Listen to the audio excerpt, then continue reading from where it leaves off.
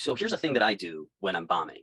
I'm starting to get scared that this joke isn't going to hit. For some reason, I start adding words into the setup that aren't even there. So all of a sudden, 15 words becomes 30 words. And then it's like this downward spiral, right? Some advice, Richie May, he said, slow down, just slow the whole room, just slow it down. Let them know you're in charge. It's muscle memory too. It's like, I've bombed a million times. I can bomb again. It's not going to kill me.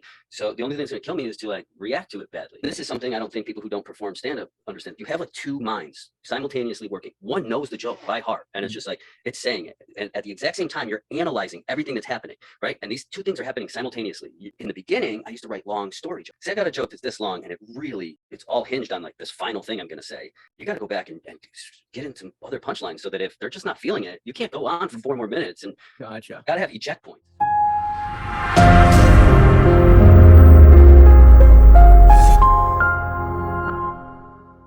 All right, welcome back to another episode of I Didn't Read Your Book. I am your host, Lutch, and today we are going to be doing something a little bit different. I don't actually have an author lined up.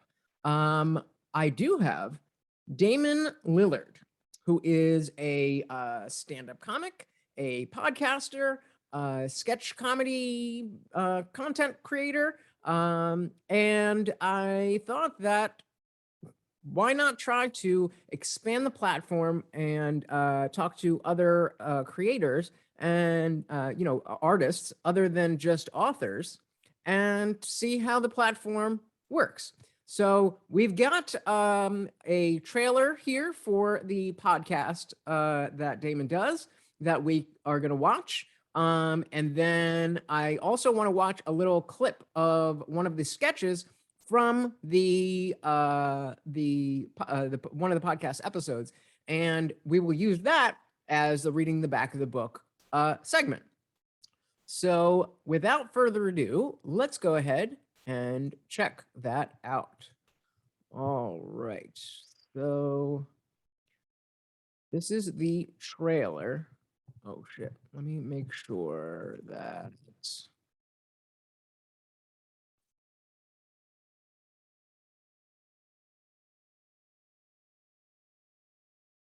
make sure that I share sound. There we go.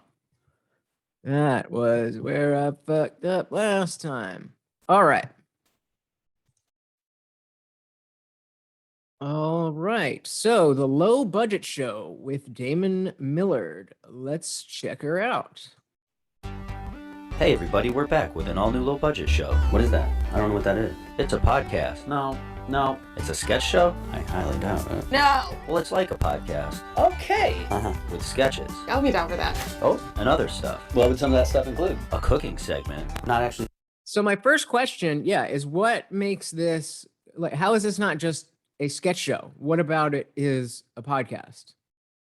Cooking anything. Can't think of the other stuff. Some things. Carving the pumpkin. Something sweet and innocent. Oh, what is this thing? Also Ouija board. Cigarettes. Permanent hookah. Snarf. And like some... And as much as I am interested in this this format, the low budget show itself, I definitely am interested in talking about his stand-up as well. So I'm sure we'll get into all of that. Posters for some reason. We do it all, baby. Okay, we'll try to work with that. It's the low budget show. Stuff like this makes me happy. Episode 41. It's the Halloween special. Hey. Oh. Here we go. We've got guest Katie Jackson. You can just show up like in my underwear. Boom. This is it. We talk Halloween. I've seen a sexy sandwich. Charlie Manson. His music was not that bad. And a lot of stuff that I can't let you hear. Oh my God. It's getting cut out. Yeah. With cameos by Show what up, Dave? Brandon, Hey. Damien, Stephanie's dog. Juggalo John, Tony. and Cindy. Plus, Shiny Juggalo. Silver. show you around my I definitely got to write down Juggalo John. Juggalo John? Was that it? Juggalo John. I have a bad memory. Milwaukee hotel room. Julia Louis-Dreyfus is hidden somewhere. Can you find her? I show you how to carve pumpkin. It's kind of preachy, if you ask me. All of that Is that Papa John? the low budget show Halloween special. It's available right now on YouTube. Tell some friends about the show. I'm trying to get it to catch on. I really don't think that's gonna catch on, dude. No, it will. It will though. Thank you. What were we talking about? The Low Budget Show with Damon Millard. I still love you. All right. So that was the trailer to the podcast itself. Interesting, to say the least. I don't know that, like I said, I don't really understand which part of it, makes it a podcast versus just being a sketch show. But I'm very interested in this type of stuff. Each piece that was there was, even if it wasn't, oh, that's funny. It was, the music worked well, the timing of the editing worked well to keep me like, ooh, what's going on here? What's going on here? What's going on here? So that, what else could you ask for from a trailer for something but to get you interested? Comparing this to a typical reading the back of the book, I do, well, on the one hand, I feel like this is probably a lot more accurate to the actual content than the typical synopsis that we read on the back of an actual book, and how well that represents what's in the book. So I think there is less to, I think there's less to what's the word? To speculate about.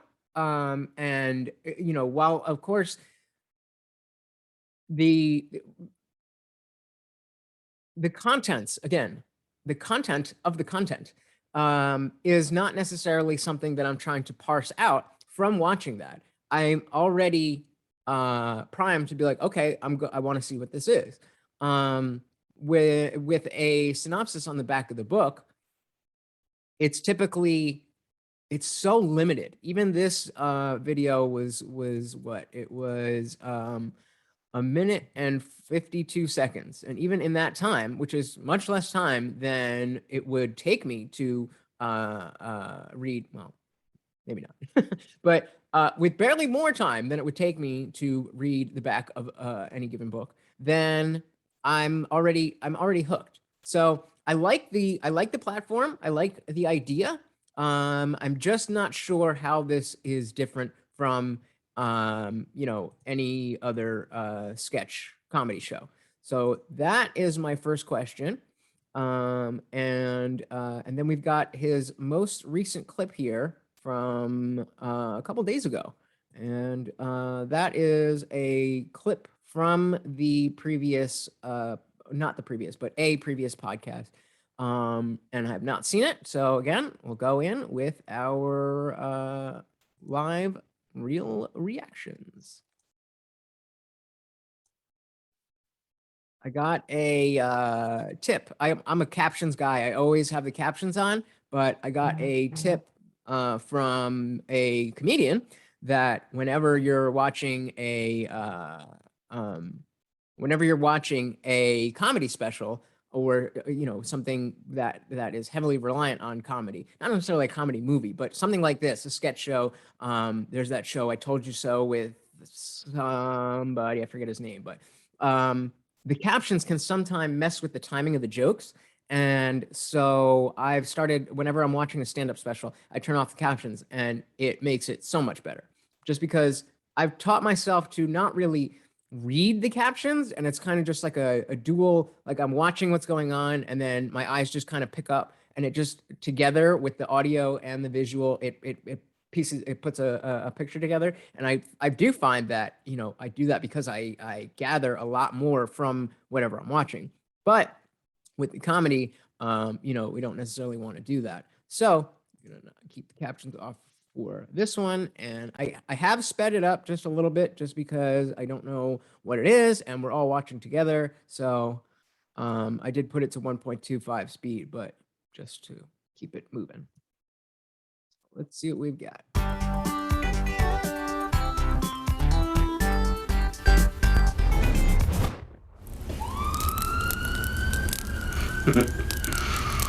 This is fine. What, am I on fire now?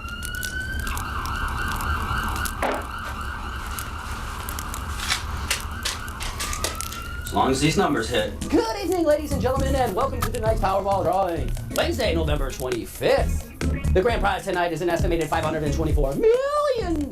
That's right. I'll give you a moment to bookmark your library borrowed copy of 50 Shades of Grey. Gather all your cats around the television, and we'll begin. Just a reminder, your chances of winning tonight's big prize is less than getting a hug from that father you've never met. You ready? Let's begin. And the first ball up is 47. Thank you. What were we talking about? The Low Budget Show with Damon Millard. I still love ya. Good, I hope I helped you out. Interesting. So, oh Jesus, where'd it go? Lost me. Interesting. So, I thought it was pretty funny. A nice little concept that I think rings true. You know, a lot of people who are not in the best of positions do spend a lot of money on lottery tickets. I know a lot of friends who are heavily into sports betting when they don't have the money to be betting on sports. I'm curious if there is a significance behind the number of $524,100,000, because that seems like a little bit of a pulling out of thin air. But so that is the type of comedy that we are heading into with Damon. And so yeah, I don't really know. There's not really much for me to analyze. There's not really much for me to speculate. We saw it, and that's what we're going into. So yeah, let's not bury the lead, and let's bring in Damon. And there he is, Damon Millard. So thank you. So is it Millard or Lillard?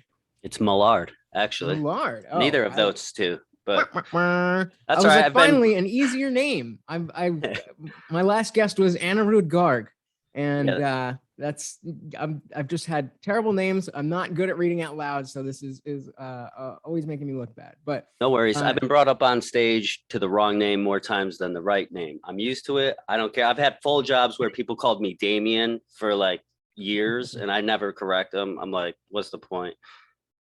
Right? Damon Millard. Yeah. Perfect. Awesome. So we just watched both the trailer for the Halloween episode of the Low Budget Show, and we also watched the clip that you just released a couple days ago on your YouTube channel, the lottery skit. I thought it was pretty funny, and I liked them both.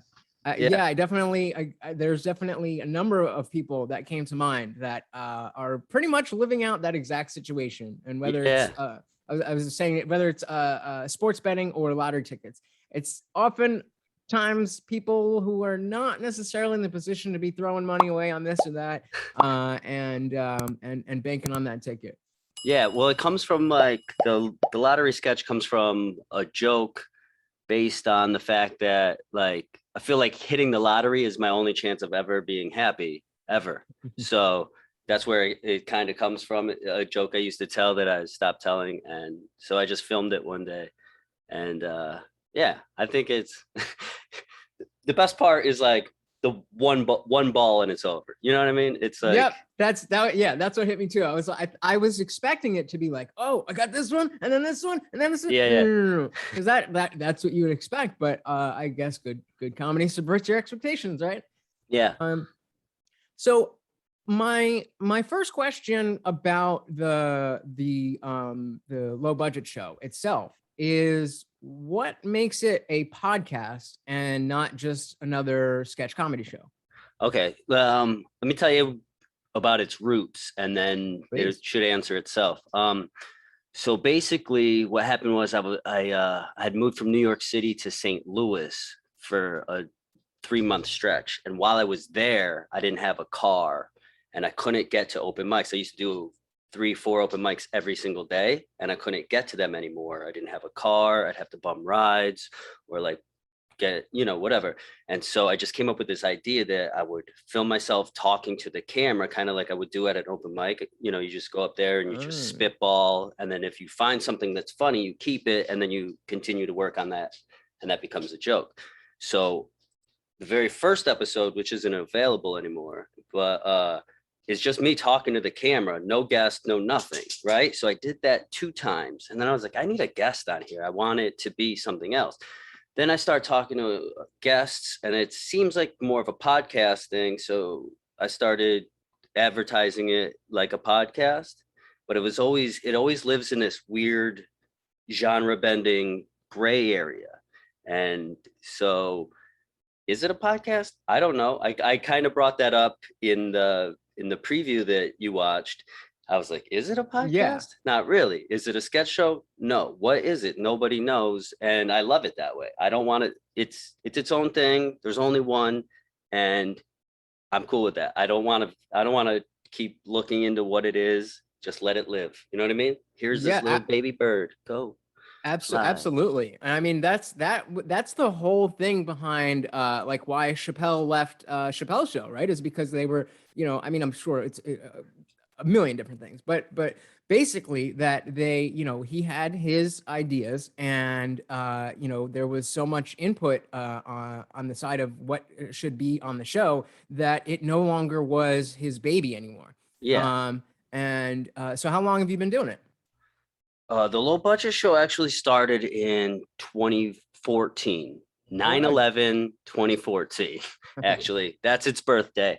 And I did it for a couple years, and I don't know. Here's the cool thing about, I can answer this. I do this. My brain goes and it's One firing. and the same, brother. One and the same. Yeah, it's just firing here and here and here. So I started it also because it was this cool other creative thing to do that wasn't stand-up. Stand-up can get formulaic, especially if you're like writing a lot, performing the same bits a lot. You ever hear somebody's like like yeah, it's like their joke momentum or whatever, yeah, and they kind of become yeah, that's the right word. And it kind of gets predictable. And then there's this other, so you know, you do that for so long, you're just like, I have other ideas, other things I want to do. And then like, so the low budget show became like this other thing. I was like, oh man, I don't have to like set up and punchline. I can like, you know, and I went to film school and stuff. So I started taking and I used to work in TV news. So I took all these other skills that I had, I added it to my comedy, and then it just became the low budget show. So in 2014, I was like really excited about that. And it went on for a couple years. And actually what happened was I was on tour and I took my cameras with me expecting to shoot an episode, and they either were stolen from me or I just put them down and lost them. And I just didn't have the ability to actually shoot anymore. And then time passed, and Tony, my road manager, he keeps trying to get me to start the low budget show up again. And I'm like, it's too much work, because it's a ton of work. And then one day, this little thing called COVID happens. I'm like, you heard of it? Yeah. So COVID happens, and I'm stuck in the house, and I found some old footage from a show that I never put together. And that one's called The Leftovers. It's all about how I start projects and I don't finish them. And so I took which is a theme with the low budget show. I started it in 2014, just let it fade off into nothing. So I took all these scraps of old episodes that never made it, and I turned it into the brand new relaunch of the low budget show. And I've been doing it ever since like summertime 2020 again. And very cool. Yeah, and now I re-fell in love with it. You know, Tony's like the biggest fan of it. He kept like every day he'd mention it. I'm like, shut up. Can I swear on here? Absolutely. Oh, yeah. It was like, shut the fuck up, Tone. I'm sick of hearing it. But no, he's right, man. I didn't realize how much I loved it, you know? And so what's the biggest difference between, because you're also a stand-up, as you mentioned. What's the biggest difference in you know, that the difference in platforms? I mean, you mentioned the cadence, but you know, I guess it must be a very different thought process on how to come up with a stand-up bit versus a skit bit. Is that okay? No, it makes sense. So there's been many times in my life where something funny has happened, and I'm like, oh, can't wait to get this on stage. And then you go up there and you try it out, and it just doesn't. You can't sell it the way you saw it or the way it happened to you. And sometimes those are better off filmed. you know, like, there's a difference in like timing and stuff. You can do stuff in video, you can show things like that you just can't, like in stand-up you're telling a story and you're painting a picture, and like when I'm actually telling the joke, I'm seeing it like in 3D, like I'm there again. Like if I'm talking about a party that I was at or something, I'm back there. Like the crowd might be there, but I'm seeing myself at that party. And sometimes it's hard to sell it with just words. So it's just this. They're not in your brain with you. Yeah. And it's just like, like you had to be there. You ever hear somebody say you had to be there? Well, with the low budget show, you can be there. You know what I mean? I can take these like things that I'm like, oh, that's funny, but it doesn't work out in a setup and punchline situation. It's just like, you know, and then I started animating stuff too. And I'm like, oh, I love this. I can just anything that is me, anything I have like any kind of like passion for or interest in, I can squeeze it into the low budget show in a way I can't in stand-up. I've got like a kind of like a character almost. I mean, it's kind of just like a steroid version of my real life, right? So I'm poor. I grew up in a rough hometown. I talk about that stuff. I'm unlucky in love and relationships and stuff like that. So that's who I am on stage, and it's really hard to like get down to these like little moments that don't really add to that character. Because by the end of my an hour set on stage, you feel like you know me very well, you know. And this is just, and the low budget show just goes one step further. Like I'm in my stand-up, I don't think you realize how weird and abstract of a dude I am, and then I get to really explore that in the low budget show. Yeah, I can imagine how much more variety obviously you can do, just because it's did you I'm curious, did you see I think it was right around last spring, Andrew Schultz, I'm sure you're familiar. Yeah, I know. Yeah. He put out that that special on was it Netflix, or did you just put it on YouTube? I don't even remember. Yeah. But it was kind of like the his spin on like what the late night guys do, where he's just sitting and then there's the images. And it wasn't a typical stand-up special, but it was masterful in the way that he did it. And I'm blanking on who it was. Bo Burnham, Indoors, right? That one is out. Yeah, that was a whole nother level. I'm not a fan of Bo Burnham, his comedy in general. It's just not my thing, you know. It's a little too constructed. I don't know. I like I could see that. When I approach stand-up, it's like I'm your drunk uncle who's got embarrassing stories to tell. Like that's what I love to do, right? And Bo Burnham is his own little quirky thing that he's got going on. And I was never a fan of his stand-up. But that special, you had to respect it. He like, hell yeah. Yeah, I mean, and he took like this thing that's happening in real time, COVID. Have you heard of it? It's like this thing that's like out there, and like we're all like, what is life anymore, right? And he managed to make that. It's a really cool thing that he did, and he's got musical abilities, and yeah, he did his own thing, which is fair. You got to respect that. I was watching it. I was like, I'm so mad. I'm not tripping right now. And it would have been the perfect perfect thing to to you could fix that by just tripping all the time, and then you could never say that sentence again.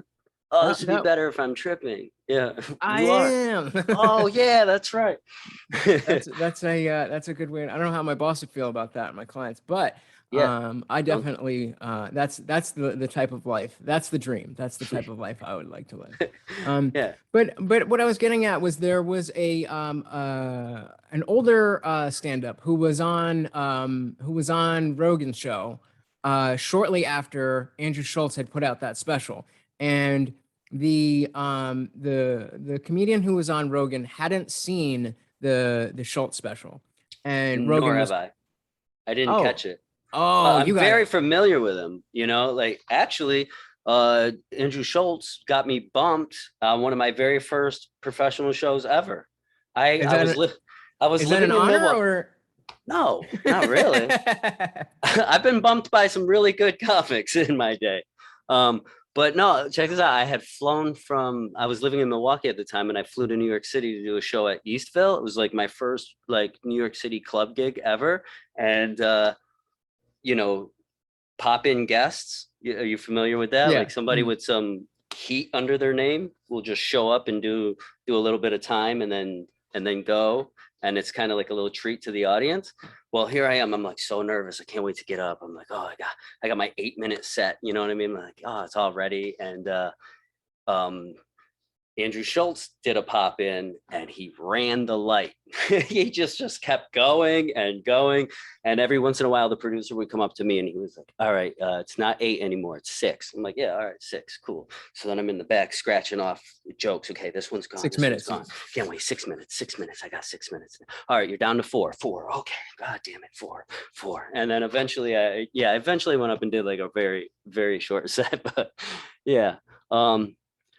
I forgot why I told you that, but No, I was just so- telling you that I am familiar with Schultz and his crowd work is unbelievable. He's a beast at what he does. And I'm going to watch this special you just told me about. Yeah, you definitely should. But the so we can use Bo Burnham's special then for the same question I was going to ask.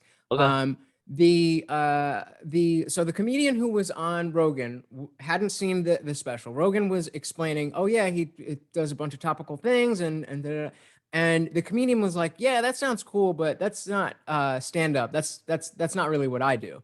And it came off with this Pretentiousness, right? yes. And I forget who it was, but it was someone who could get away with being like that. Yeah. But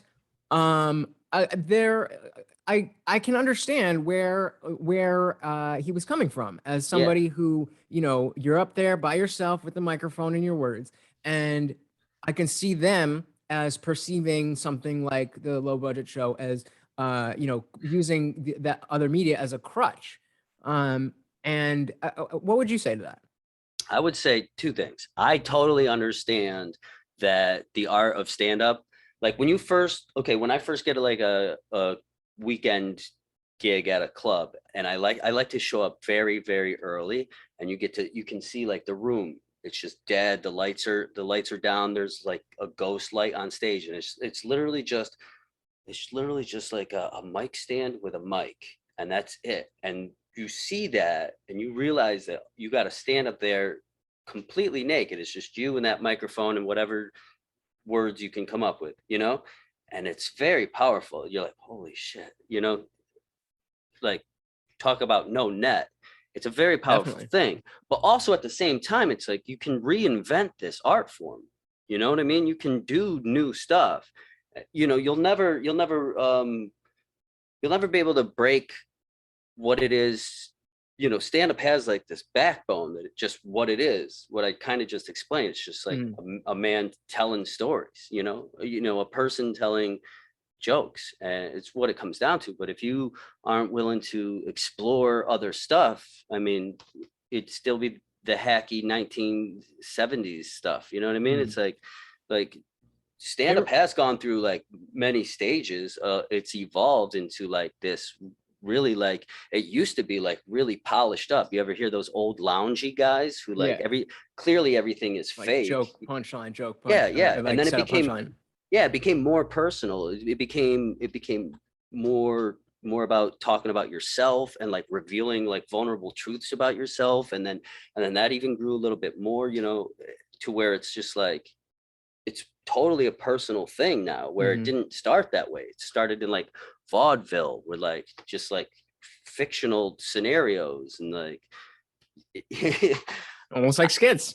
Yeah, basically. So maybe it's on its way back. Maybe. But no, I get that point. Yeah, there's nothing like a Bill Burr special where he just like walks out, the microphone's just like sitting there, and he grabs it and he talks for an hour, destroys it, puts it back in the mic stand, and walks away. That's great.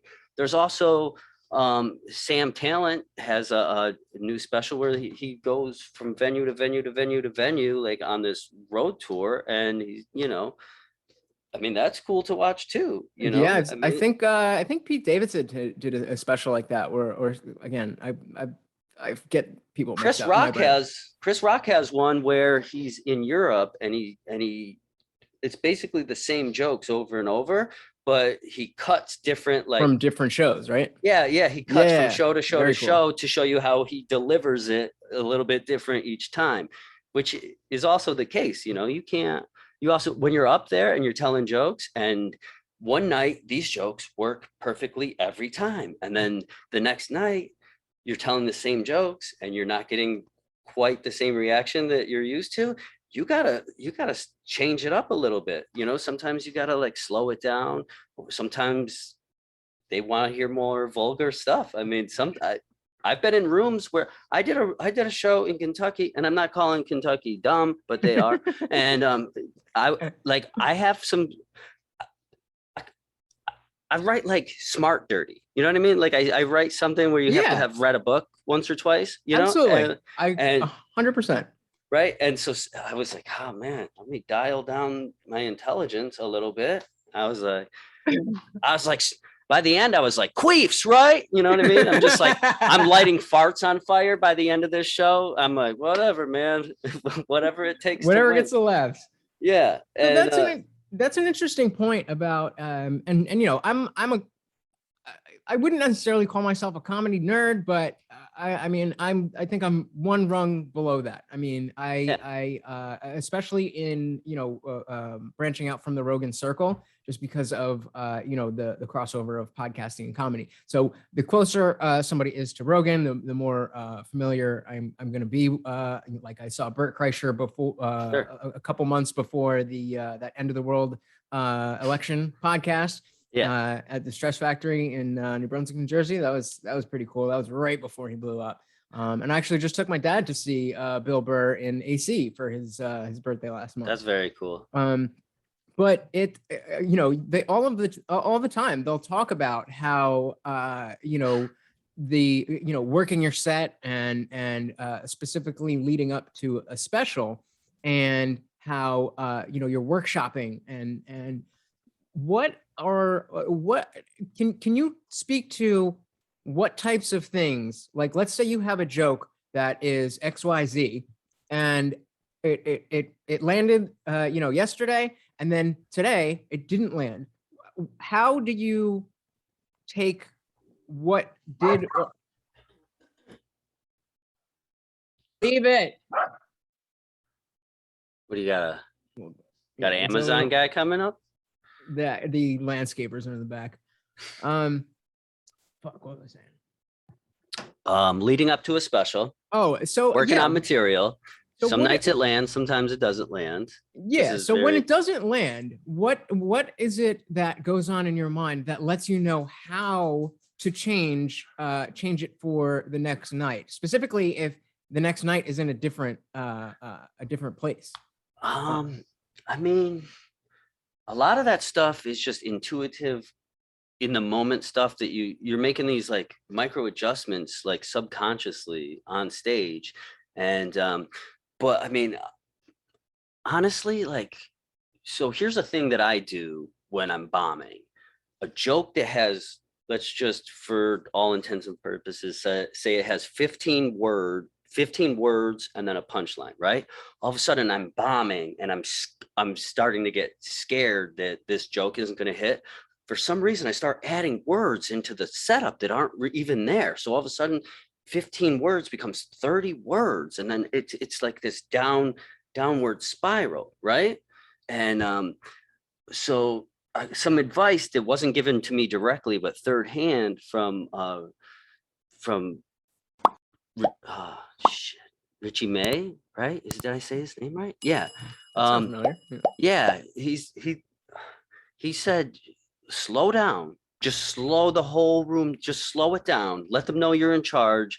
You know what I mean? Because if you're trying to like bulldoze it and you're speaking too fast, and I do this thing too where I'll fumble words. I start speaking like too fast, or like, so say I want to say the word think, I'll say like think, or like, and I'm like, oh, Yeah. I'm getting all mumbly and weird. And it's like there's just like these these things, and it's muscle memory too. It's like I've bombed a million times. I can bomb again. It's not going to kill me. So the only thing that's going to kill me is to like react to it badly, you know? So it sounds more like a case by case thing. And then It is, but you can make some conscious choices. Like I did in that room in Kentucky where I was eating it. They just were not going for the smart stuff. So in my brain, and this is something I don't think people who don't perform stand-up understand. You have like two minds simultaneously working. One knows the joke by heart, and it's just like, it's saying it. And at the exact same time, you're analyzing everything that's happening, right? And these two things are happening simultaneously. There's a voice in your head going, you got to cut this short. All the meanwhile, your lips are moving and the right words are coming out. And so sometimes you're like, okay, they're not feeling drug stuff. Let's not keep going down this line. We got to hit eject, you know? And so in the beginning, I used to write long story jokes, or I used to be a storyteller. And if they, so say I have this story joke that's this long, I don't know, this is all audio, right? Or are people going to see? No, yeah, we're on video. Oh, okay, cool. So say I got a joke that's this long and it really, really, it's all hinged on like this final thing I'm going to say. You got to go back and get into other punchlines so that if they're just not feeling it, you can't go on for 4 more minutes. And gotcha. Got to have eject points. So that's a thing that you do. You write a story and you got to keep punching it up. If I could find a notebook, give me a second. I was going to say, it sounds very similar to when I talk to authors about editing their work. And real quick, if you didn't catch any of that, that's a perfect reason not to just listen to the audio podcast, but come check us out on YouTube. Yeah, check us out on YouTube. So when I write a joke, I don't have a notebook too close enough, but what I do is I write it. And when I know I'm going to get a laugh, I make this really dark arrow, right? And then I write more words and then the punchline, and I make another dark arrow so that I could just take I could open up any page in my notebook, flip like this, hold it out, like as far as I can hold it out. I don't even have to know what joke it is. And I know how funny that is. And then I also know where I need to put punchlines. I know where I got to tighten it up and make it funnier. And this is what you're talking about when you're developing a new hour, which, oh, what do you know? I happen to be doing that. Oh, really? Yeah. Very nice. So here's my debut album, right? It's called Champagne and Love. It came out in 2016. I did this. This is the first 7 years of my stand-up. 52 minutes long, 53, whatever. It was supposed to be an hour. Some stuff had to get cut. You know what I mean? But leading up to that, I had this cork board. Every joke was written individually on like a Post-it note, and I moved it around until it made like a nice, smooth little story arc. And I was like, awesome. So then I'm in that same position again. I'm like, what are the strongest bits I have? What fits together really well? And what tells like basically a whole story? You know what I mean? What starts really strong, fast jokes at the beginning, get them on my side, then start moving into slower story jokes. And the whole while you're performing these bits every night and you're like, I'm in love with this, but people just don't get it the way I want them to. And it's back to the drawing board or dump it. And that's all there is to it. You can't be up there doing stuff just because you're in love with it. You just can't. Hannah Gatsby does. yeah. Oh my God. I don't want to get on here and start bashing, but I will though. I mean, come on. I mean, oh man. So that's it. It's actually there's two things that my first question about the different types of media or medium versus versus the stand-up. Yeah. That aspect reminds me of something, because I'm a musician as well. And when I was younger, being into like metal and stuff, it was always like, the more complex, the better it is. And any music that was like pop music or country music, oh, that's so simple, I could do that. That's not.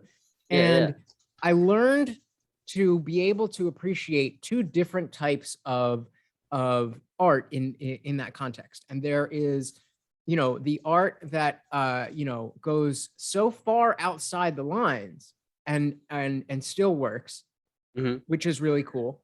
And then you have the type of art that sticks right within those lines. And Landscapers, man. That's why I'm glad I don't have a lawn, you know? I'm not glad, but come on, go lay down. I was gonna just kind of try to leave it, but he's right there. Morty, come on here. Look. There you go. Come. There you go. So there is that type of art Right. where it goes so far outside the lines that it's like, wow, how did you even conceive of this? Right. And then the other type is where you pick a genre of again, I'm talking about music, and it's some genres are a lot more rigid than others, and being able to create something that lives within those boundaries and is still fresh and new and exciting or you know, whatever it is its own type of thing. And so that completely changed my thinking on writing music in general, because I was just trying to write the hardest possible thing you could play and the most complex thing, and it allowed me to take a step back and realize that that's, while it's cool that you can play well and you can do these things and you can think of these things, that's not the goal here. The goal here is to make a good song, and Right. that isn't necessarily the Exactly.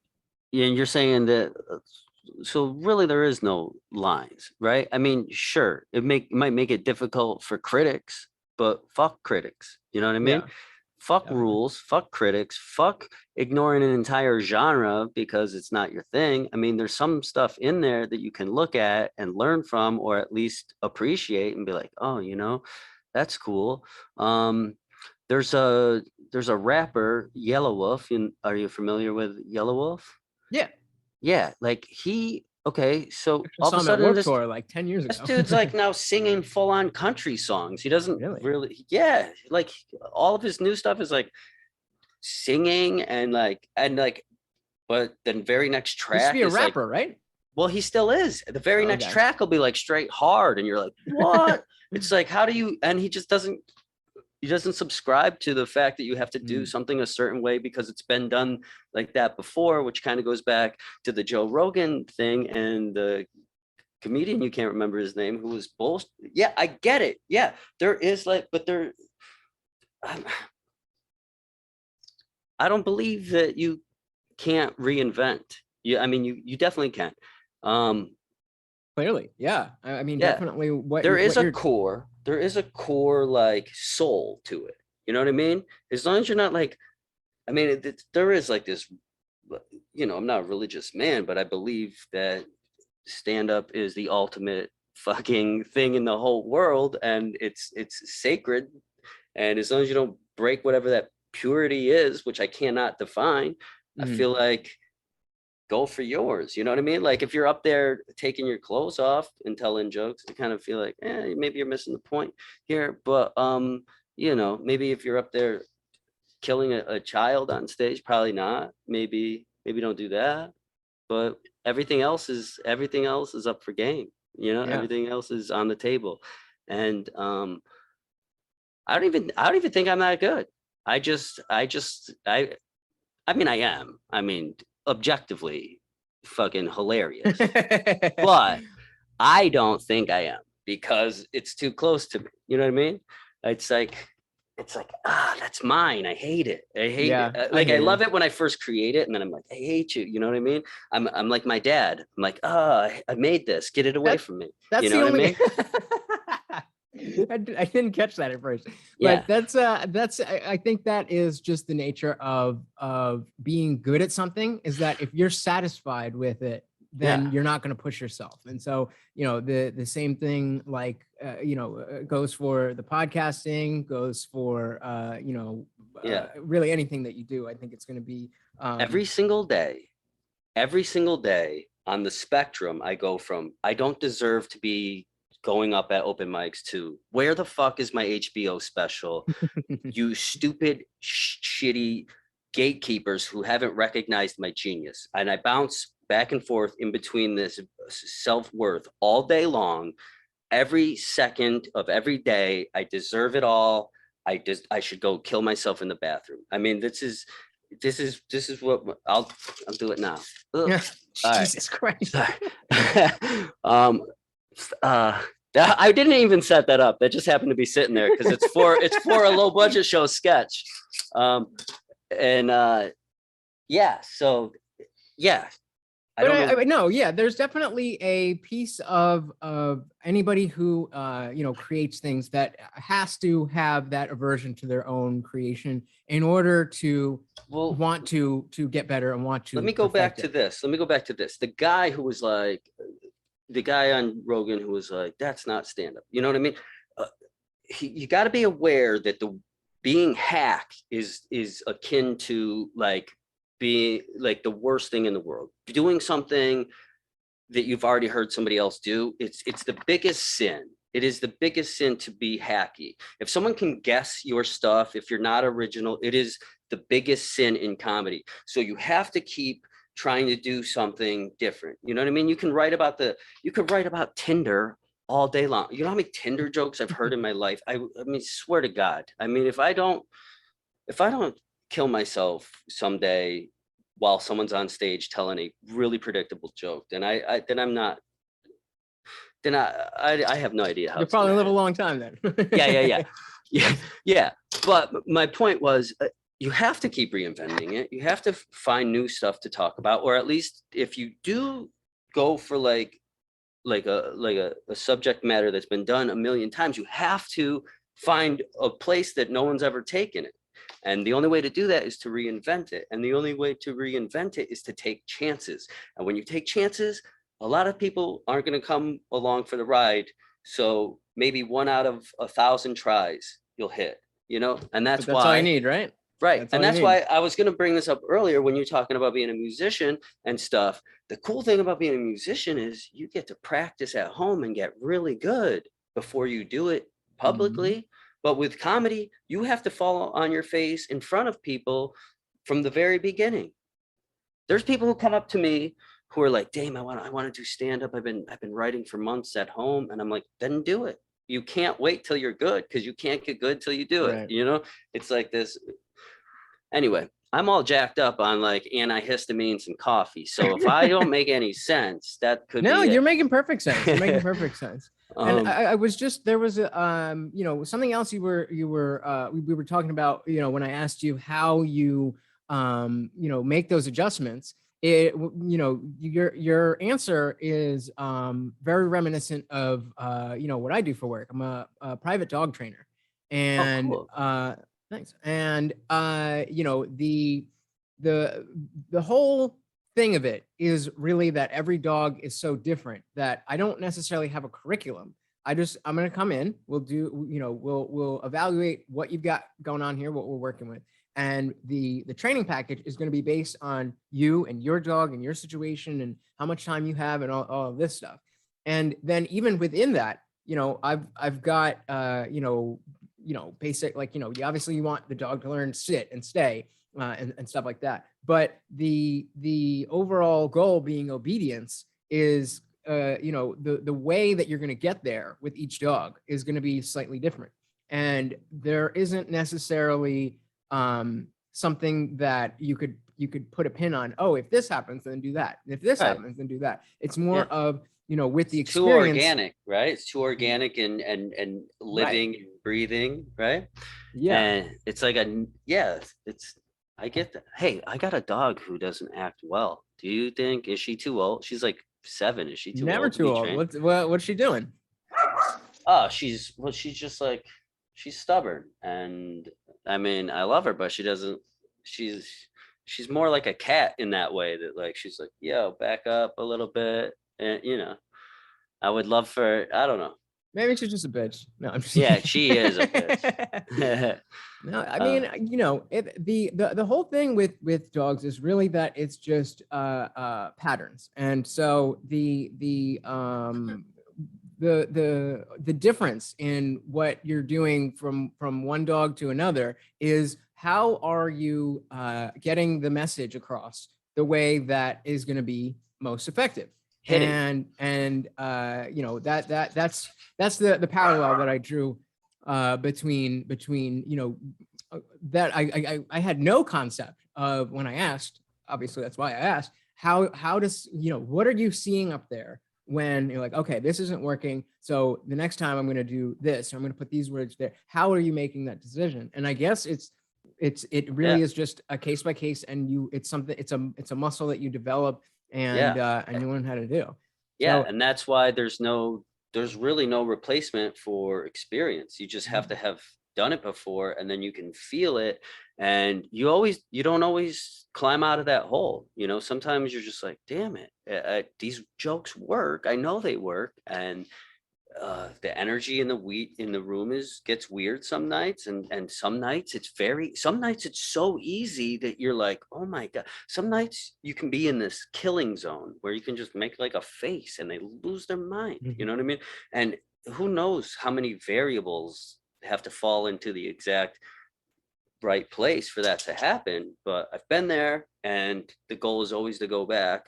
And so, yeah, I don't know. I can't just come up with like, oh shit, I'm bombing. Let me now do this thing. yeah, got it. Because Yeah. that thing is always different. And I quite honestly do not know what it is. But I've dug whole shows out of the ground where like people were just like eating dog shit one after the other. And I'm like, in my brain, I'm like, I'm gonna go up there and change this, that's a very like the Bill Burr and Philly. yeah. Oh rant. God, that's like one of my favorite things. He was like, because he just knew there was no winning, so let me and somehow whatever he did Won him there over. was Yeah. just like this magical thing, you know. He's And a genius. they just wanted to be hit. They just wanted to be beaten, you know. That's And Philly for you. yeah, and that's a very special clip. I love watching that every once in a while. There's a few things. So how long have you been doing stand-up? Like when was the first? I got into stand-up 12 years ago. I actually Okay. September of 2009. And I got a good story, but sometimes it makes me cry, and I'm not going to do that today. But let me bullet point through the part that sometimes makes me cry. I had a friend, right? No, let me start here. For some reason, and I'm not like a comedy nerd either. And to this day, the reason I don't have a lot of knowledge about certain comics or their specials is because I purposely do not watch a lot of comedy. I purposely don't listen to a lot of podcasts because I don't want to be influenced too much. I love the process of creating my own thing, and you know, I hear a lot of comics say that. Yeah, I mean, or like even they won't watch, you know, somebody who like when they're in the room, they'll go to the green room. And they don't even want to watch other like their friends' sets just because they don't want any overlap. And then, you know, 2 a.m, you think this idea strikes, and it's like, dude, I wrote that last week. Yeah, you heard me just tell that. I've had people do my jokes in front of me. It's horrible. What was I saying? Oh, so I don't know. I just started lying to this girl. I told her I was doing stand-up. I wasn't. I don't know why I thought that was impressive. I mean, I guess I've always had respect. I've seen some Martin Lawrence stuff like way back, and I fell in love with it. And you know, I had a Richard Pryor LP like on vinyl. So sorry to interrupt your podcast experience. I just want to remind you, if you're enjoying what you're watching, please hit the like button and subscribe for more content. And if you really love it, there's some support links in the description. I would love if you could help out the channel. And back to the show. And I can't even say the name of that track anymore. No. I used to tell people what it was called. I don't do that anymore.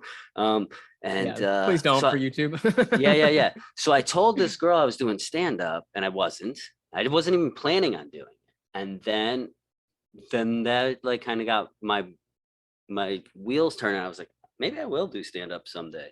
And then I had a friend get murdered, and she was like the funniest person I've ever met in my whole life, you know. Sorry to hear that. And I flew home to go to her funeral. This is it, man. I might lose it. And I went to her funeral, and I just had this moment. I was like, fuck, life is short. What's the worst thing about doing stand-up? People won't laugh, or it's scary, or who gives a shit, dude? You get one spin. You get one spin and then it's over. Like, what are you waiting for, right? You're gonna wait till it's all blackness, you know what I mean? And I flew back to Milwaukee, where I was living at the time, and 2 weeks later I signed up for an open mic, and I got hooked. I've been doing it ever since. And yeah, and Well, that's a much better way to put to deal with your grief than I did, because I lost a friend in 2013 to a motorcycle accident, and I just got into drugs. So I think dude. I think sorry. your thank you. Yeah. I think your route was probably a bit more productive. Yeah. I also deal with well, not really drugs per se, but I'm about to be 2 years sober from alcohol. Oh, congrats. Thanks, man. Yeah, and I've dealt with the demons, and I'm guessing you're like your drug, you got it under control, or Yeah, you're working on that? no, yeah, I don't use anymore. I mean, I smoke weed a lot. I'll drink Yeah. here and there. I was into like pills and stuff. And then that week when my friend died, I did try heroin a couple Okay. times. Just snorted Yeah. it and didn't inject it. But I was just like, whoa, this is way too real. I'm too much of a pussy to get into this world. It's not even that, this doesn't make me feel good. I'm scared of this. Yeah, and you should and- be. I just lost a friend last week to it. Yeah, a comic I knew, and yeah. Those demons are So real. Those demons, the demons are real. So, Yeah, So and cheers to you for your oh, 2 years. thank you. Yeah, man, it wasn't easy. And the cool thing that happened to me after I started stand up, and in the early days, my stuff was garbage. Like I couldn't listen to myself now. Like I couldn't listen to I do have them, but these early recordings, I could not stomach myself. So what happens when you write a lot about stand up, it's introspective, right?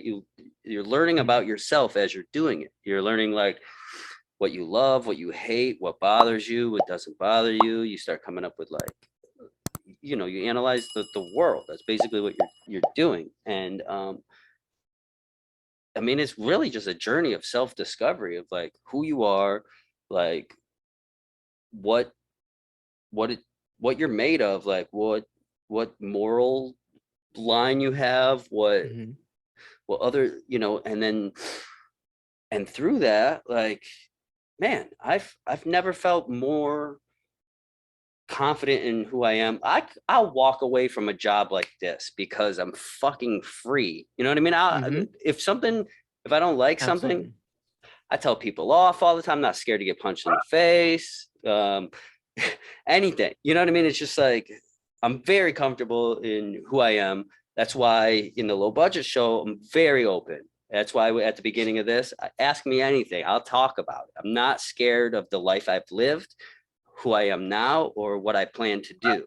I think some people think that it's kind of crazy to do this, or like I'm doing this for fame or something, or like I'm delusional about what I'm doing. Does that make sense? Yeah. Like people look down on you. I mean, it would be like, nice, but that's not nice, right? That's but not what you're I here have for, a friend who is getting famous as we speak, and I was talking to her, feeling bummed out because I should have had a TV credit by now. I really believe that, and she's getting famous. She was on Joe Rogan recently, and she was telling me, she was like, it's like you're playing Russian roulette. You just eventually that bullet's gonna hit. You just gotta keep doing it. And I was like, yeah, because it's like if I never make another dollar ever, if I never make one more dollar doing comedy, I'm still gonna do it till I can't do it anymore. And I forgot why I went on that rant, but well, I was this just interested in how you got started. And yeah. And it's like, it's also like, it's now I can't, I can't take it away from myself Mhm. now. It's like it's part of me. It's like the Venom suit. Like it's in Yeah. me. Stand up is who I am. It's like who I am on stage is not that different than who I am off stage. I stopped a long time ago, maybe 1 or 2 years in, I stopped making up fictional shit. Like I talk about my life. I talk about terrible stuff that I did. I talk about, I live it. This is it. If Right. you, Real life is crazy enough, right? yeah, yeah, there's certain guys who are like super, like Jesselnick, right? Super funny. All of it's fiction. You know what I mean? It's like, yeah, it's a great joke, but like in one joke you're married, and the very next joke you have a dead wife, you have kids in this joke, you're single in this joke with no kids. It's like, who the fuck are you, chief? You know what I mean? It's like, I live it. I go up on stage, talk about my life, and come down, and I live that life. And when something happens to me, good or bad, you're gonna hear about it. Even if it makes me like look like a really awful person, I'll talk about that and analyze what I did wrong and how I feel now. And man, And so I feel like I'm on a fucking soapbox, dude.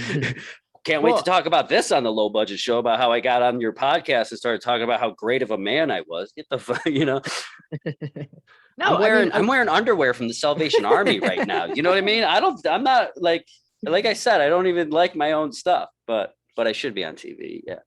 No, I definitely think that's a healthy way to view yourself. I think again, going back to what we were saying before about having a healthy aversion to your own creations. If you thought you really did suck, full stop, then you probably wouldn't keep doing it. Yeah. Well, I mean, maybe you would. I don't know. Maybe. But- No, I've seen some people do it way too long. You know, but going on, well, then they just delusionally think they're self-delusion. really good. Yeah. I ask my girlfriend that all the time. Like, am I delusional? Do I think I'm better than I am? And she's like, no, you're a god. And then she'll kill like a goat in front of me. I'm like, this is out of control here. But when you, I totally get when. That's all right. I got a dog. She just doesn't bark. When you say that it is like a part of you, and the way that resonates with me is that the whole podcasting thing.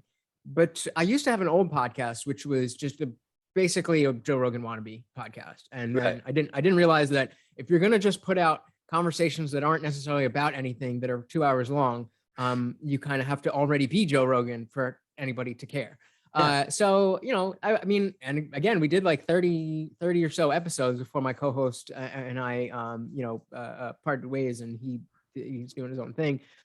But having that outlet and being able to not just, talk about things, but actually, not actually just the process of working those things out, but physically having the conversation, a face-to-face conversation with someone it was just something that I realized people don't really do that much. And when that podcast ended, it left a big hole. And I think that anybody who knows me on social media, I've always been very opinionated, but I think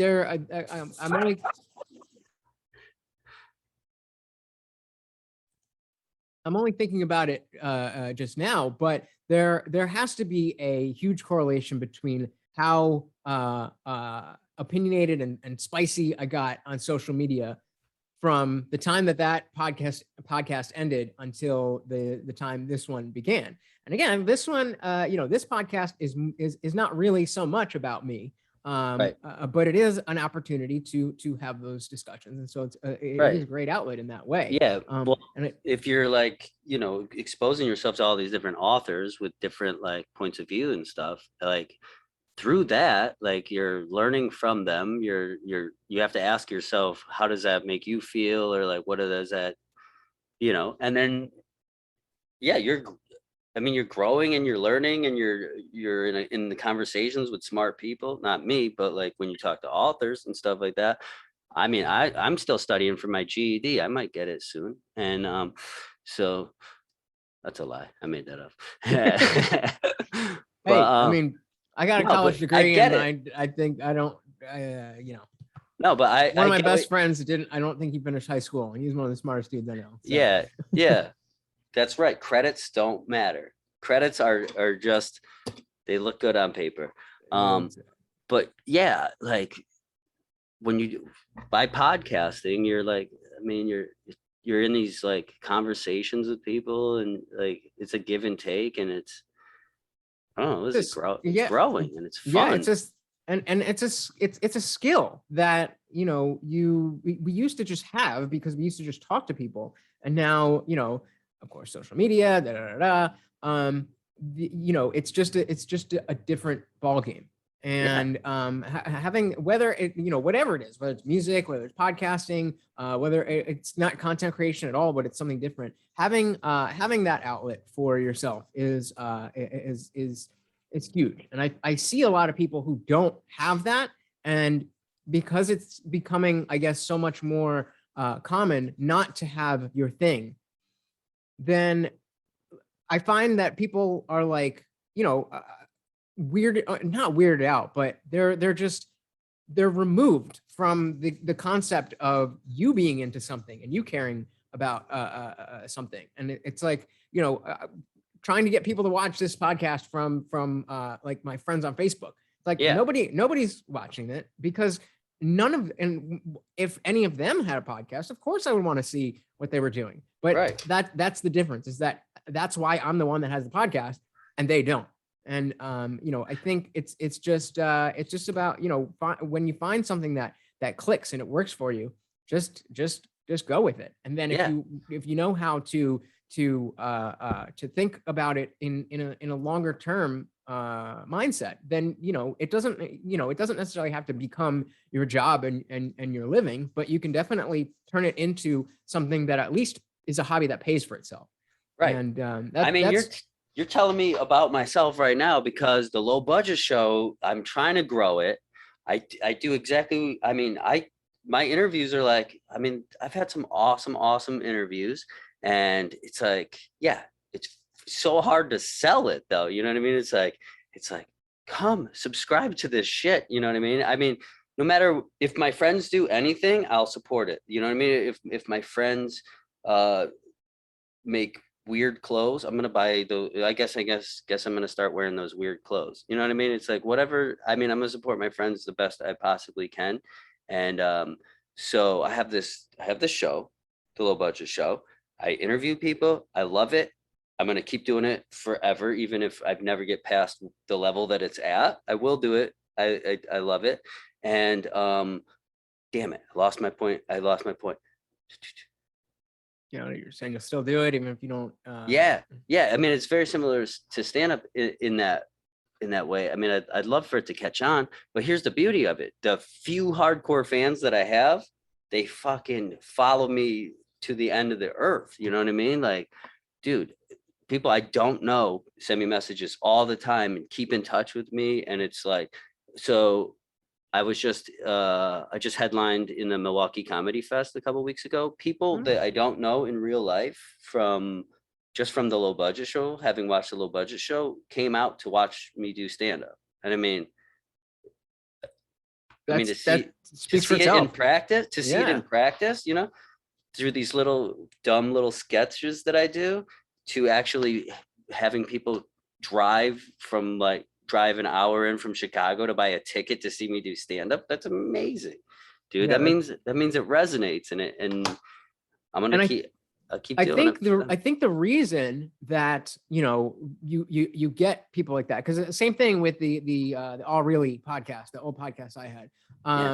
There was a handful of people who loved it and watched every episode, and they would engage with it. And I think it's because of that idea that I'm not going to try to do anything but what I want to do, what I think is going to be good, because I know what I can do well, and I know what I want to see. And so as close to that as I can create, other people should like it too, and maybe not everybody. Right, But no, there but- will be there will But be you'll have people. your army, your people who really get you. You know what I mean? It's kind of like, it's like if you can collect the 10,000 people who like get you inside and out, you know what I mean? Like, Yep. okay, so say I'm doing say I'm doing a show and I'm doing jokes and I'm talking about this or that, and some old lady stands up, puts her bag on her shoulder and leaves. I'm like, I'm not even mad. You know, the Bye, owner bitch. gets mad because he lost he lost 2 drink sales, but I'm like, cool, this audience just got so much better. This Mhm. show just got better by her leaving. You guys don't understand that? I'm not failing. I'm just narrowing in. Like, we're doing exactly what we're supposed to be doing. You know what I mean? We're going on this ride. It's not for her. Not all art is for all people. And that is a huge mistake that people want. People want to you know what I mean? Fine, get offended, but then just don't, this isn't you. You're in the wrong class. You know what I mean? This Yeah, is for yeah. us. We're having a good time with it. And it's going to be way more magical. You know what I mean? Don't succumb to like the pressures of people are like, it has to be like this. You know what I mean? Mhm. You can't please everybody. And the people who try have the most watered down Yep. bullshit in the world.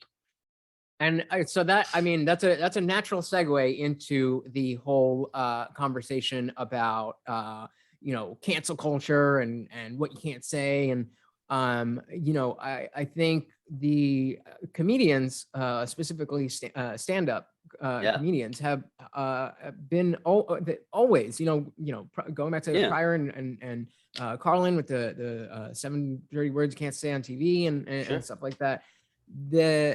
And now, I mean, have you seen Chappelle's latest special? Yeah. Yeah, I absolutely have. Yeah.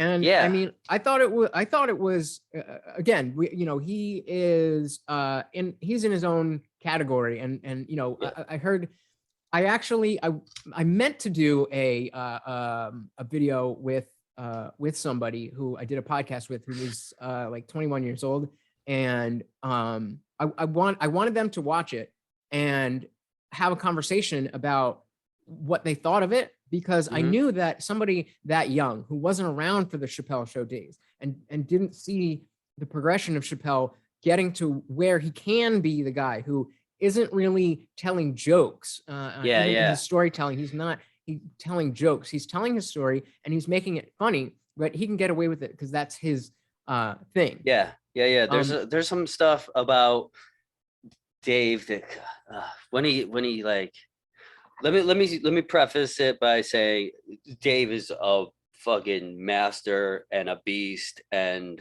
you know, even like a shaving of his talent, you know, I would book that, you know what I mean? And but there's these moments where he slows down and his voice gets a little deeper and he's talking like from this throne of like authority that bugs me. It really, I can't, that's not for me. How do you There's mean? Okay, did you see his special? It wasn't even a special. It was like Yeah. it was a clip from a show that he did where he was telling people to stop watching the Chappelle Show. I He was don't telling think people so. because, okay, Comedy Central, I guess he had a bad deal with Comedy Central. And when he walked away from that show, he, you know, I don't know what it did to his contract, but he wasn't getting paid for the Chappelle Show anymore. And the big companies like Viacom and the streaming services that were starting to stream Chappelle Show were making money, and he wasn't making a dime off of it. Mhm. Right. And so he has this clip out. It's about 15 minutes at the end of a show that he did where he is telling people to not watch the Chappelle Show. And he's talking about them owning him and things like that. And it's really just a preaching is what it is. And also, this is a show that these people probably paid hundreds of dollars to go to. And you're a multimillionaire complaining about money to people who probably went into debt to come see you. I mean, talk about fucking tone deaf, dude. Like, I was believe, this because now if you're gonna go pay to see Dave Chappelle, you should know that's what you're paying for. But I mean, I didn't Yeah, follow his career too closely, but there definitely must have been at some point when he this was pretty recent. This was pretty recent. So yeah, I mean, And I would say again with the whole whether it's Bo Burnham or Jesselnick or Hannah Gadsby, the 15 minutes without a punchline where he's complaining to poor people about not No, I getting hear money you. for the Chappelle show. With that said, he is a monster. He's very funny. His new special it's funny. It's a little too aggressive towards a certain group of people, I think. I don't think it's off limits, but I felt like it was a little intentionally trying to shake something up. But it's funny. And I love him. And I don't know. I don't know what to really say about it. I mean, yeah, I he's really definitely don't. in a different realm than he used to be. He was Yeah. very strict, just a comedian, and now it's Yeah, now he's definitely like different. now he's more like a shaman, like a Yeah. cult leader almost, right? Yeah. And like I don't want to ride that boat with him, but I still think he's a master at what he does. I mean, I no one think can that's well really put touch him. because yeah, I think that's well put because I really appreciate all of everything he's done since Sticks and Stones. Yeah. Even the 846 special that he did about Sure. George Floyd. Even if that what came out at a time where the perception of things was different than what we know now. Yeah. I can respect him and what he does and still not like I would never say he's the funniest person to that or the funniest comedian. Like if you were to ask me who do I think is the funniest, who do I think is makes me laugh the most, I wouldn't say Chappelle. But again, like you're saying, that's not a dig. Right. He purposely does that differently. Yeah. He's definitely, his tone has changed a lot. It's yeah.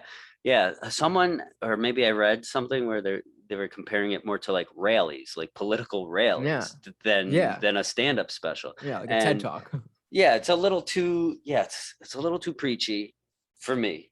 It is, and but he is a master at what he does, and I do find it funny, and I don't think anything is off limits. I thought it was aggressively aimed at the LGBTQ community, and that's kind of not like, I mean, it is what it is. I mean, it was too aggressive to just single someone out and go at them by writing an entire hour about it. But I mean, I think it was justified. I think whether he whether the opinions that he expressed are opinions that I personally hold, I think I could see his perspective and the idea that a black person talking about a trans person is automatically punching down and backing it up with the Daphne story. I think I can appreciate it. Yeah, but sure. I don't want to get too bogged down into Chappelle himself. Just he's the latest one in the spotlight of the cancel culture. The problem is comedy shouldn't be shaping society. You know what I mean? It's not like, because you're talking about Jesus. I mean, yeah, certain comics handle heavy subjects. You know what I mean? Yeah, I don't think anybody should just stand up and be like, oh, okay, that guy said this, so let's make that a thing. You know what I mean? So that's an interesting statement from a comedian, that comedy shouldn't shape society. I feel like that's how it's been for a long time. And again, with your Lenny Bruce and your Sam Kinison, and your Bill Hicks, again, the priors. Yeah, there are certain guys. Yeah, there are. I always wonder like what a Carlin would have to say about the state of politics and things like that today. And I think, being comics, you guys are very good at taking these thoughts that everybody has and articulating them, not only articulating them well, but presenting them in a palatable way. And so I think comedians definitely should shape society a little bit more. Maybe not shape society. I just feel but like culture. you're giving too much power and responsibility to a guy who's just commenting and thinking. Well, I don't think a comedian should shape society. I think comedy should have a role in a role. A stand-up comedy should definitely have a role. All right. Well, I wouldn't say one person. Just think about who you're talking to, though. All my jokes have like a setting, right? It's stuff that happened to me in a time and a place where people were there. I don't generally talk about like. I mean, I do. I have a joke on this album that I keep pushing, called "Reverse Racism." I think it's pretty funny. It's about racism, but in general, I let my jokes originate in an actual setting. Right? This apartment right now. I'm talking to you. This is what happened. It becomes funny, right? And then in general, I talk about general themes through that. Like those stories sometimes open up a general theme of something that I will comment on, but I don't ever go into a thing like, okay, this is wrong. So your comedy isn't very would you say it's not very ideological? Yeah, in general, no, it's not. I mean, that's just the byproduct of you just being more introspective. I think so. Yeah. I mean, there isn't a cumulative argument I'm putting out there that life is kind of absurd. Certain I people define myself as an absurdist. Certain people have their throats on other people. I mean, I grew up so poor. My mom's heat is probably still in my name since I was 7. You know what I mean? Like this is the white trash trailer park existence I came from, and I talk about that and through like like listening to my whole story, like that's kind of what it's kind of like what I'm dishing out in general is like this poor dude scraping by, you know what I mean? Just trying to sidestep responsibilities or the law and stuff like that. And I don't really have a call to action. I don't ever be like, go vote for Democrats. You know what I mean? We have to change this. You know, it's just not my, you know what? Friday night, get yourself a babysitter. Fucking come down to the comedy club, buy 2 overpriced drinks, and I'm gonna fucking make you giggle and forget that you work in a factory. That's what my comedy is. Fair enough. If the next day you want to fucking you want to kill billionaires, I'm cool with that too. You know what I mean? So I think the way that this has played out and has brought more, specifically stand-up comedians, has brought more people into the fold and into this conversation is the offensive nature, and I mean on offense, not being. Well, here's what happens. They put up all these. Hold on. There's this nature of people going on offense. And, like I could, somebody could be like, oh, you're a straight white male. What do you have to complain about? Who cares? Right. You have your white privilege. And then, when those types of sentiments start to come into your personal story, it's like, you weren't the things that you went through. You weren't like, oh, well, it's a good thing. This is happening. White because good thing I'm white. You know what I mean? Like, I'm in jail. I'm like, oh, it's a good thing I'm white. Exactly. Right. Yeah. And when it does come into my circle, then I will talk about it. It's also, but as far as like offensive material and stuff like that. People put up these fake fences, you know what I mean? Like they put up these boundaries that don't truly exist, and then they get weird. They get like angry when someone kicks it over. You know what I mean? It doesn't exist. You can talk about anything. Hurting someone's feelings isn't the worst thing in the world. You know what I mean? I don't. You just really want to be racist, bro. Yeah, I mean, I don't though, you know, I don't want to fuck it. There's certain things that I think don't ever have to be addressed on stage. Like when I walk up on stage, there's certain things that are fucking, this should just be universal truths. You know what I mean? It's wrong to hate somebody just because of how they look. It's wrong to fucking beat women or treat women less than you. You know, there's certain things that I don't think deserve to. I don't need to waste my time trying to make a joke about these things. These things are fucking they're as real as fucking oxygen. You know what I mean? Yeah, it's just like absolutely. So when I watch 9 comics in a row, all white dudes talking about race relations and shit, it's just like, I'm just like, fucking, first of all, this What are we isn't doing here? yours. This isn't yours. That last guy said it. I mean, what are we fucking doing here? Who are you? You know what I mean? I can't listen to gentrification jokes. I can't listen to, there's so many just overdone bullshit. It's like, you're fucking killing me. And then that's the guy who ends up on fucking Comedy Central because no one can think outside the fucking box. He looks a certain way, or you know, you got a skull cap on, bro. Great, you're in the Just for Laughs New Faces Festival just because you wear that hat. Fuck you, you piece of shit. Sorry. This is, I mean, please. no, okay. Tell us how you really feel. I will, man. There's certain subjects don't really have to be analyzed, and the overanalyzation of certain things make it feel like it's still up for debate when it's not, you know? And I really don't know. I don't have political stuff. I dance around race a little bit because, you know, like I said, if it comes into my circle, I'll play with it a little bit. I've dumped some stuff that I wrote early on. I used to have a joke that I think was mean, and I'll tell it to you now if you want to hear it. Please. Fuck it. I just won't do it anymore. I just don't think it's funny.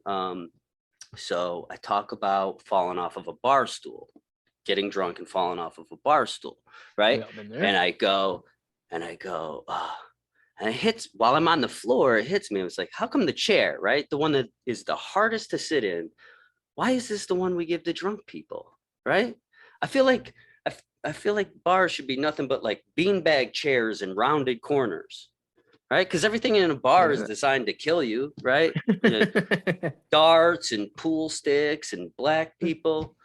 Bars are crazy, right? And I say it in an ironic way. Because it's like, could you? The reason it's funny is because no one could possibly believe that. No one could believe that you're like, oh, black people are genetically supposed to kill people. You know what I mean? And that's why I thought it was funny at the time. And then it just seems like it's purposely being mean, or maybe not, but it's not for me anymore. I don't mess with that joke. I haven't told that joke. I can't believe I still could remember it, to be honest with you. I was like, it's just, it's not punching down, but it's exactly too general. It's too made up. That's the type of thing that, you know, is lost. The nuance and the obvious nature that, you know, if you really thought that, you wouldn't be saying this joke, because then it wouldn't be funny, because then it would just be a thing you're saying. Right. Yeah. It's a circular logic. Yeah. So like that's why it's funny to me, because I understand that.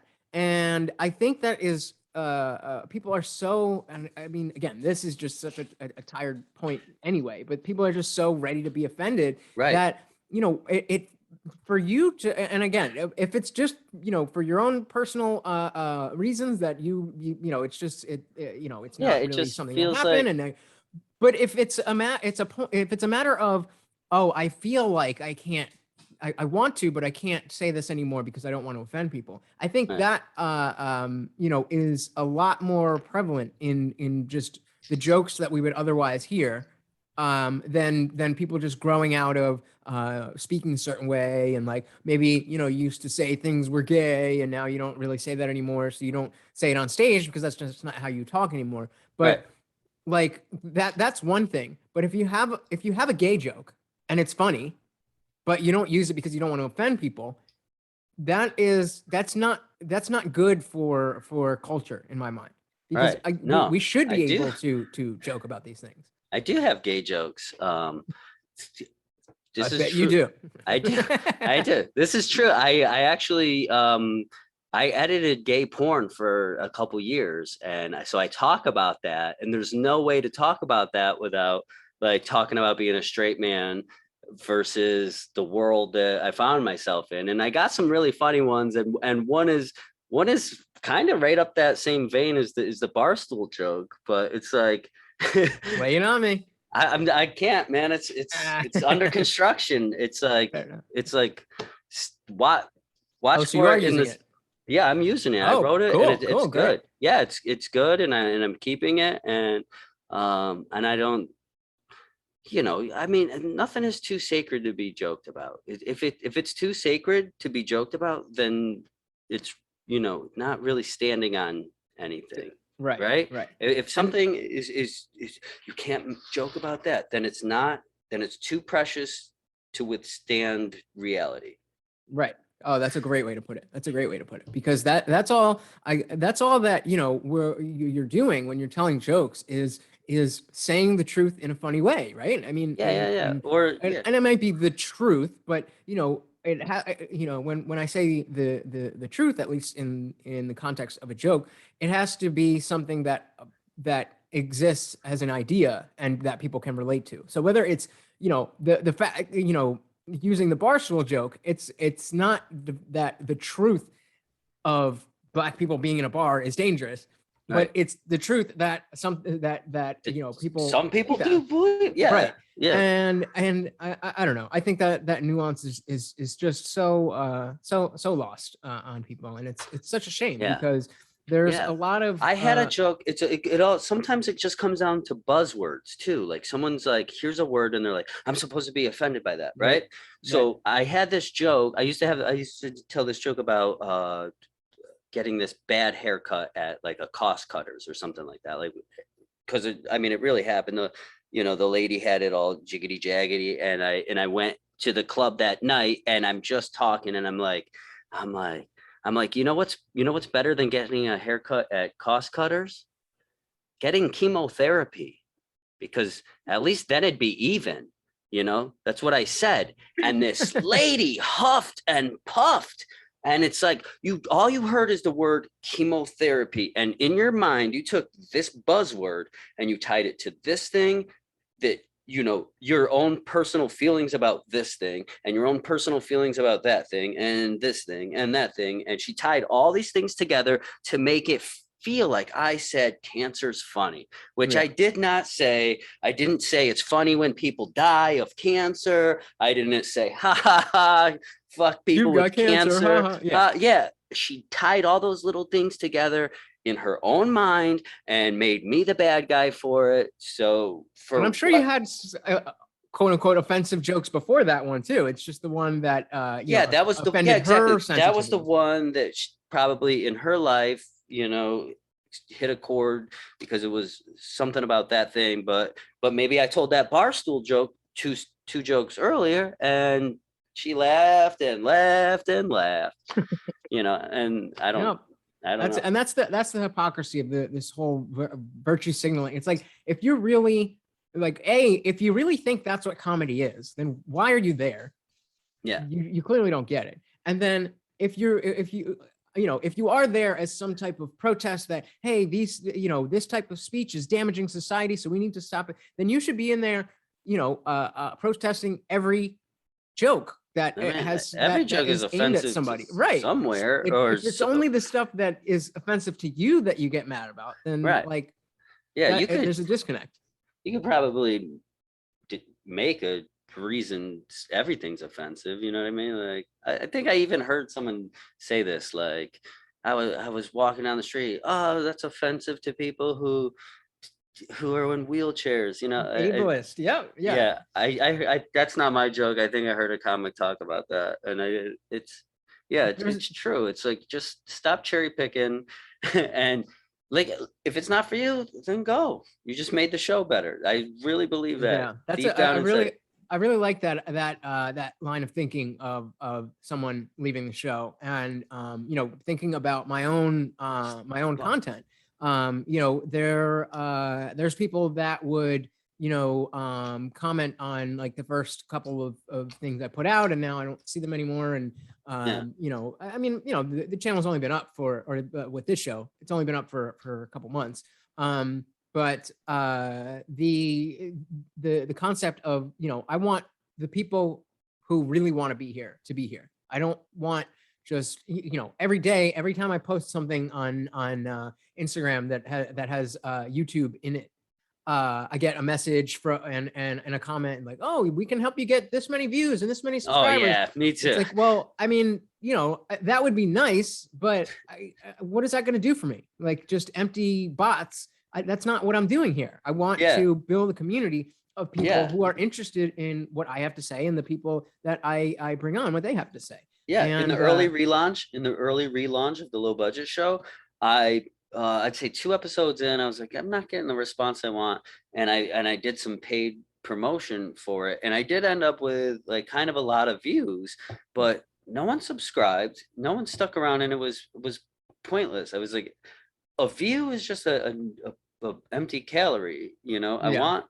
You're exactly what you said. I want people who get me to stick around and let's party. You know what I mean? I don't want anything else out of it. I actually just want to meet people like me and get to really fucking around, you know. It's and that again, going back to, you know, the unique nature of what the low budget show is and how it doesn't really fit into a category. It allows you to remain not only doing what you want to do, but it doesn't keep you in one thing. You can change it up, and you can, because the people are there for you. Whatever you have is, you know, they may not love every single moment of every single thing you do, but they're there for it, and they ride with you because they're your fans. And exactly, and I think that again, that comes back to, you know, being authentic and not just checking off boxes and not just, you know, going through the motions. Yeah, I mean, you watch so many. You ever watch a show, or like, I guess what I was trying to get at right there is just like, you're like, you know, say you watch Saturday Night Live or something like this, and maybe that's not a good example either. Everything is in the vein of what I'm doing, is what I'm saying. Like everything is exactly Damon Millard when I make something. It's like, and if it's not, I don't do it. It's like, this isn't for this show. It's not true me, because I'm not. And that becomes your brand. Is you are the brand, and that is, you know, with my show right now, that brand is what I'm trying to show to everybody who is watching. Because again, that, you know, usually when it's with books, and here obviously you are a comedian, but in either case, just you know, standing on in a Barnes and Noble or scrolling through Amazon, you could be looking for something, and there's a million things in the same exact category of vampire romance in space or something. And you got to make a decision right away. Yeah, I'd like your idea where you come in completely clean, no prior bias or prerequisite knowledge. It's a great idea, actually. Yeah. So as long as you don't tamper with that recipe, you can be clean and pure and honest. Have you told people you didn't really? Have you, like, I didn't watch any of your stuff. I apologize, but like, have you? Oh, I didn't read your. I didn't. No, yeah, that's the hook of the show, is that I you know, just like with you, I've only seen the two clips that I played at the beginning, That's the idea, is that the at first, again, usually it's a reading the back of the book segment, and it's meant to highlight how bad the concept of a synopsis to represent a book Right. and judging a book by its cover really is. And so I won't even read the synopsis until I do the show, because I want that to be organic. And Yeah. like one of the best examples was episode 6 was a book called Love, Peace, and Gravity. And on the cover there was a picture of like an old like grandfather clock face. And so I'm thinking like, okay, this sounds cool. Like maybe some sci-fi, time travel, something like that. And I go, we start the conversation, and I ask like, so how does the time and the gravity play into this this romance novel that you've written? And she's like, oh, it's not a novel. This is about my fiance that died 7 months ago. I was like, oh. Yeah. And so it allows me to show, not just how much disparity there is between what you can fit inside the book and what you can fit on the back of the book, but really trying to dive into this attention economy, that if someone has your interest, then that is valuable. And so it used to be somebody would want to listen to what you have to say because they read your book and they like what you wrote. But where now it's like what you're doing. Grab it, attention grabbing. Like you got to do it. And exactly, it's and same thing that what we're doing right now. The fact that you're a comedian and not an author. No, that's crazy. I'm actually, one of the sketches that I drew up here actually addresses this. It's going to be a sketch in the low budget show soon. But it's about how every fucking hot chick on Instagram has 5 million followers, and people with like true, like, you know what I mean? Like, does that like not, oh man, I don't even know where it is, but like, man, it bugs me when you see how many millions of subscribers or hey, I mean, you can't hate the game. You gotta. I know, but you gotta hate the people who fall for it, dude. It's just big titty clickbait. You know what I mean? Yeah. Like, here it is. You probably won't be able to see it, but this is a child version of me, like depressed on the couch. And then my fake dad, also played by me, comes up and he's bummed out, and he says, why? Because no one watches the low budget show. And then he's like, son, let me show you something. And then he just starts scrolling through titties and ass, and he's like, this is what they want. And then the point of the sketch is it divulges into them both being like, damn, son, right? And then they both really get into it. So the joke is that they also fall for it themselves. I'm gonna turn this light on for a second. Yeah, I don't know how much that helped, but the lighting's changing over here, and I have a dark apartment in general. But yeah, so it really does come down to pretty that. face out here. Yeah, and so let me thank you. Let me be honest with you about something.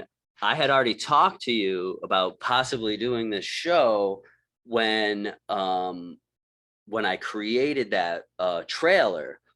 I make a trailer for every episode, and the trailers themselves are actually their own thing. Like they're you could watch like a playlist of just the trailers, and they're actually not too bad. It's like 2 minutes of condensed, right? And I try to make I take stuff out of context to make a story out of it. And so I knew I was going to be on here, and I had that conversation with you about like, what could I provide to you in place of, the treatment or the synopsis. Yeah.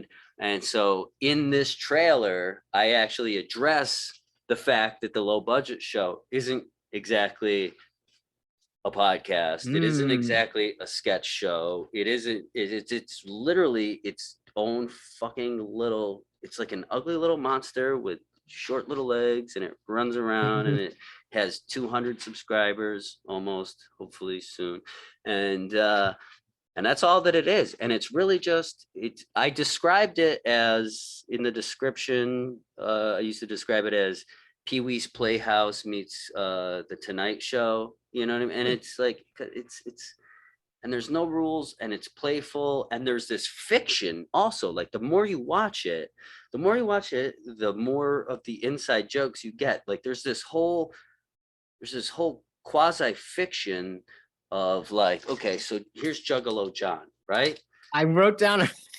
Juggalo I wrote John. down. I was like, I gotta ask about Juggalo John. Juggalo John is the fake executive producer of the show. So he's a recurring character who he's a slimy like Hollywood type dude who's always trying to like get one over on you. And in the fiction of the show, which I never break character. Like I pretend he's like just like a guy that I know.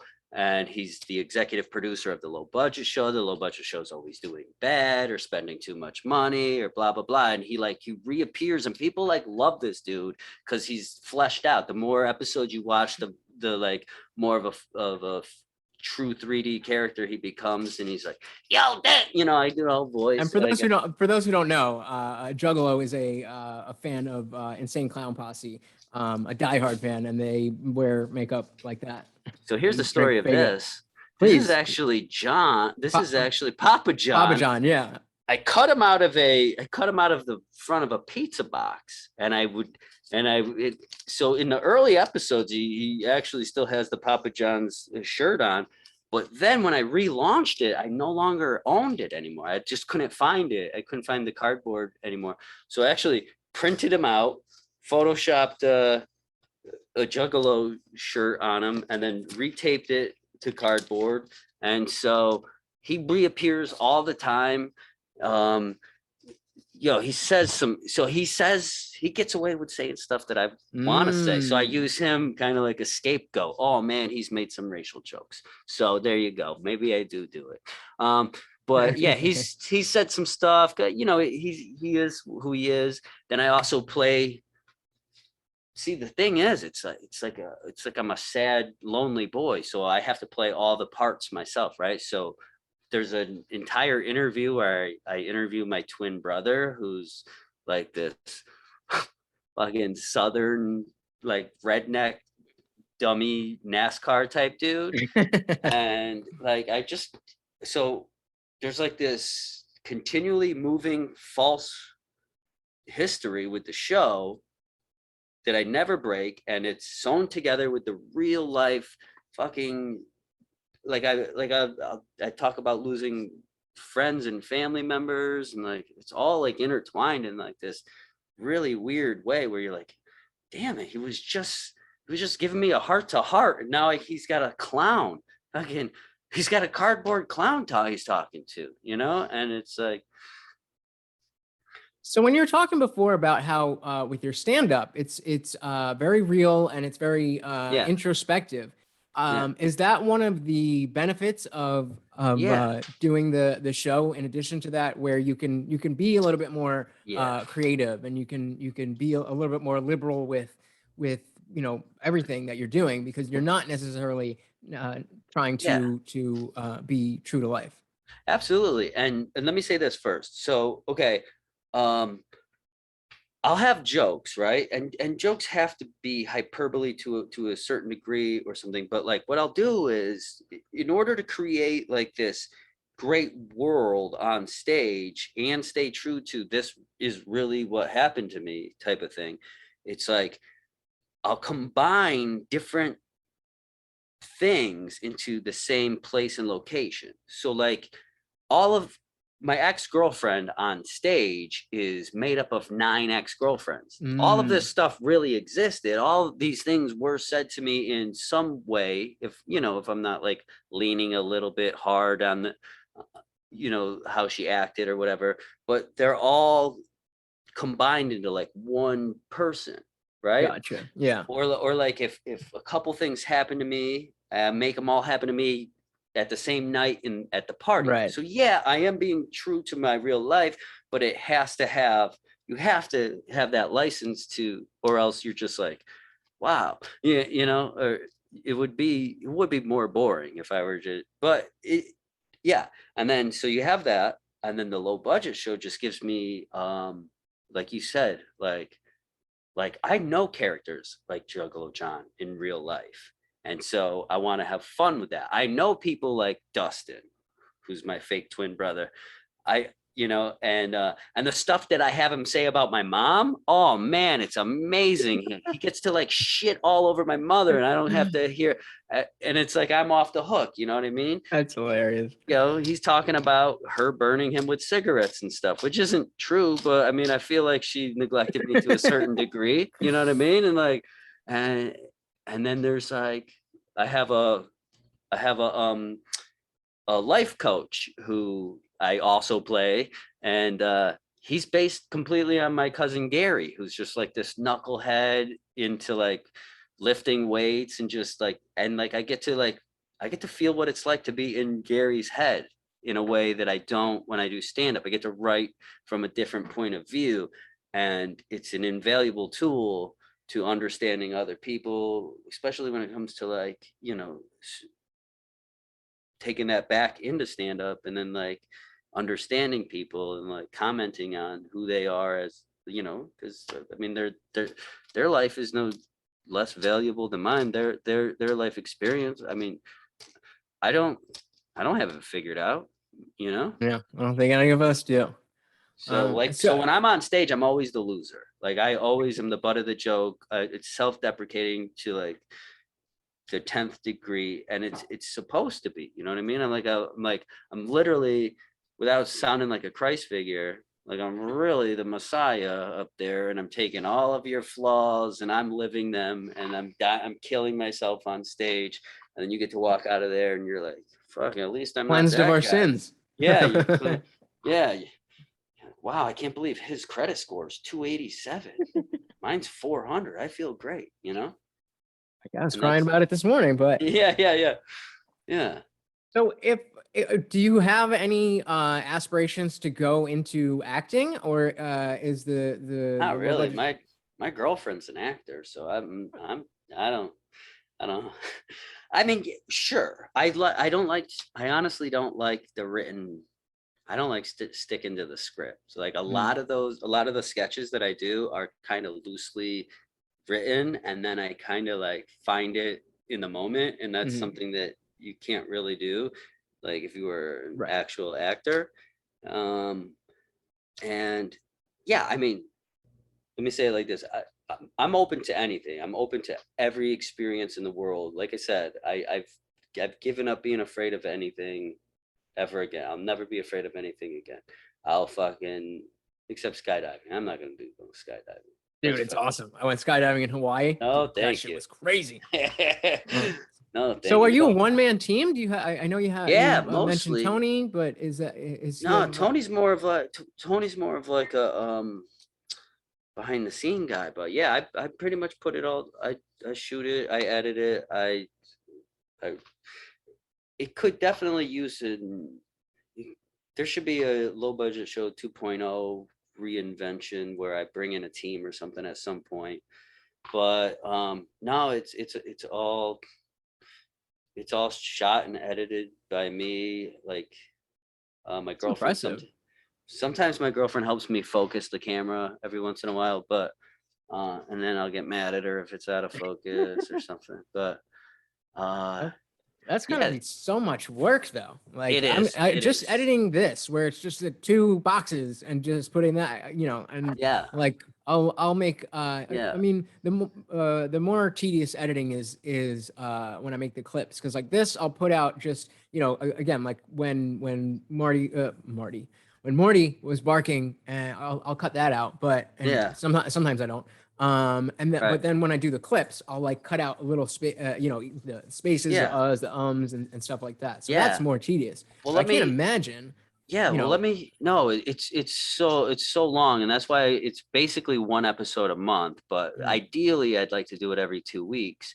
And in the beginning, I never finished telling you how it came up. So I was in St. Louis, and I was doing that thing where I was just talking to the camera as if it was an open mic, and then to make myself like responsible for the shit I said, I was like uploading it, and like then I was like, oh, I need guests. Well, the whole time the reason I came up with the name, the Low Budget Show, and I'm not the only one that exists, by the way. There's like other low budget shows, but by the time I found that out, I'd already had 2 or 3 episodes in the can, and I'm like, I don't give a fuck. This is the one. This is the real one. And I didn't have video editing equipment. I would upload all of the videos to YouTube, and YouTube used to have this, and I think it still does have. It has an online video editor where you can basically edit on the internet your clips together, and I used to do it like that. And the problem was, so I would have the 2 camera shoot, but there was no way of using one audio track for the whole thing. You had to, whatever camera you were showing on screen, that's the audio you had. So every time in an interview, when it cut to the tight shot, like you could hear the audio change. And it was called the Low Budget Show because, I mean, I was literally shooting it on something very similar to this and a GoPro camera. And so, I mean, along the way, I've upgraded, you know, I edit it in Premiere Pro now, and I shoot it basically, most of it I shoot on this, but there's an upgrade coming also. And so it's developed, it's growing. And but yeah, that's where the name The Low Budget Show came from. And it's very tedious, and it's hard, but it also keeps me constantly thinking about it, because you know, I can't just sit down and the interview's done. Like, I mean, I have to in my head. So the very last episode, the Halloween special, I had this guest on, Katie, and she's great and all. But let me tell you this, I'm sitting there and I know that the interview is failing. It's failing hard. And so in my brain, I'm like, how can I fucking do this? So what I kept doing is I kept bringing up the same subject over and over and over and over. And then later on, I went into the editing software and I color coded every time we talked about cults. And then every time we talked about Halloween, I color coded that. And then it took me 5 days to edit this interview. And then I smoothed it out to make it seem like it's one smooth conversation, and it's anything but, right? And then there's always these cutaways. There's always like, there's hidden shit in the show that nobody really knows about. There's Easter eggs. There's Dreyfus. Yeah, Julia Louis-Dreyfus could like pop up here like for a brief second, or like there's so many little nuanced things that like you know, it's kind of like I remember like when Family Guy first came out, the more times you watched it, the funnier it got, because then you'd see little things here and there. Yeah, you could, yeah. And the Low Budget Show is very much like that, especially when it comes to like the story, or like there's all these like quick cuts of like craziness, and like that's the kind of stuff that would hook me, is the you know, the inside jokes, the recurring themes that you don't have to know in order to enjoy it, but if you do, it makes it that much much better. There was like this, so there's this there's like 3 or 4 episodes in a row where I for some reason I just happened to say glory hole. So then it became like a mission to like always mention the word glory hole, or hide a fake glory hole like in the wall back here. Like there would be like a moment where like my arm moves and like you see a glory hole, and then the next time it goes back, and then I go like this, it's gone. Right? So there's like these little like subliminal / things. Julia Louis-Dreyfus is in like every episode, and she's very hard to find. But I also do these things called bits videos, where I take like a little chunk, like a clip from the show. Yeah, that was like the lottery ticket. The lottery ticket was from it was a part of a full episode, and there's one of those bits videos where I actually do point out a few of the Easter eggs. I show you exactly where they are, and it kind of like gets people invigorated to go back and watch and try and find more.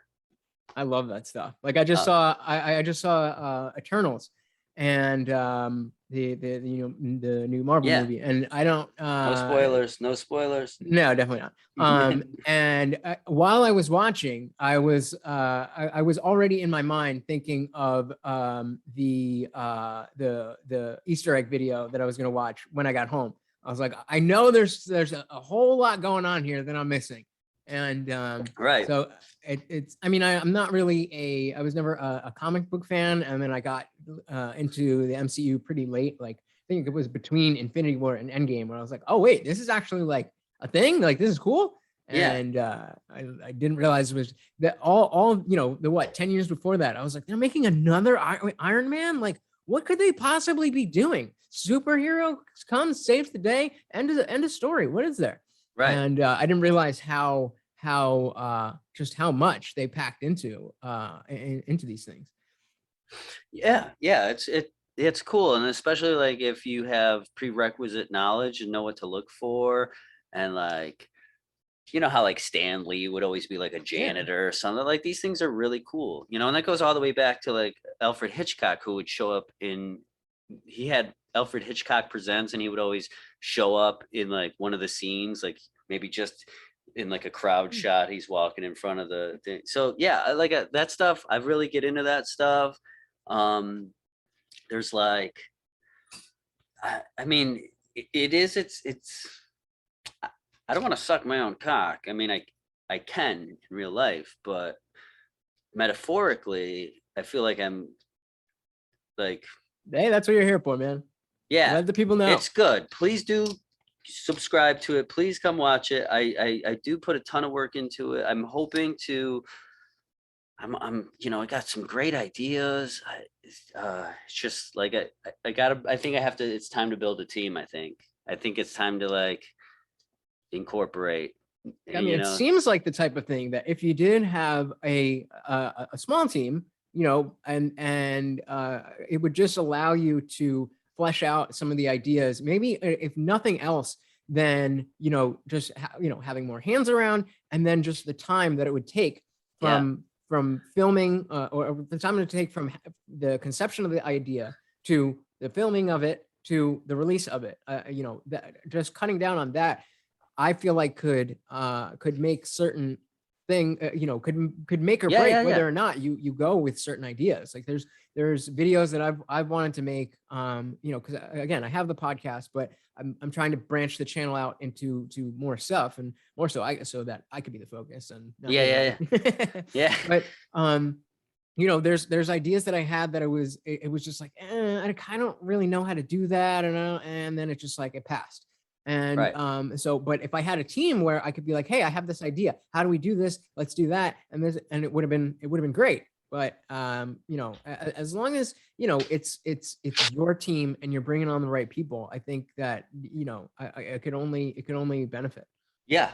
And that's really where it's heading to.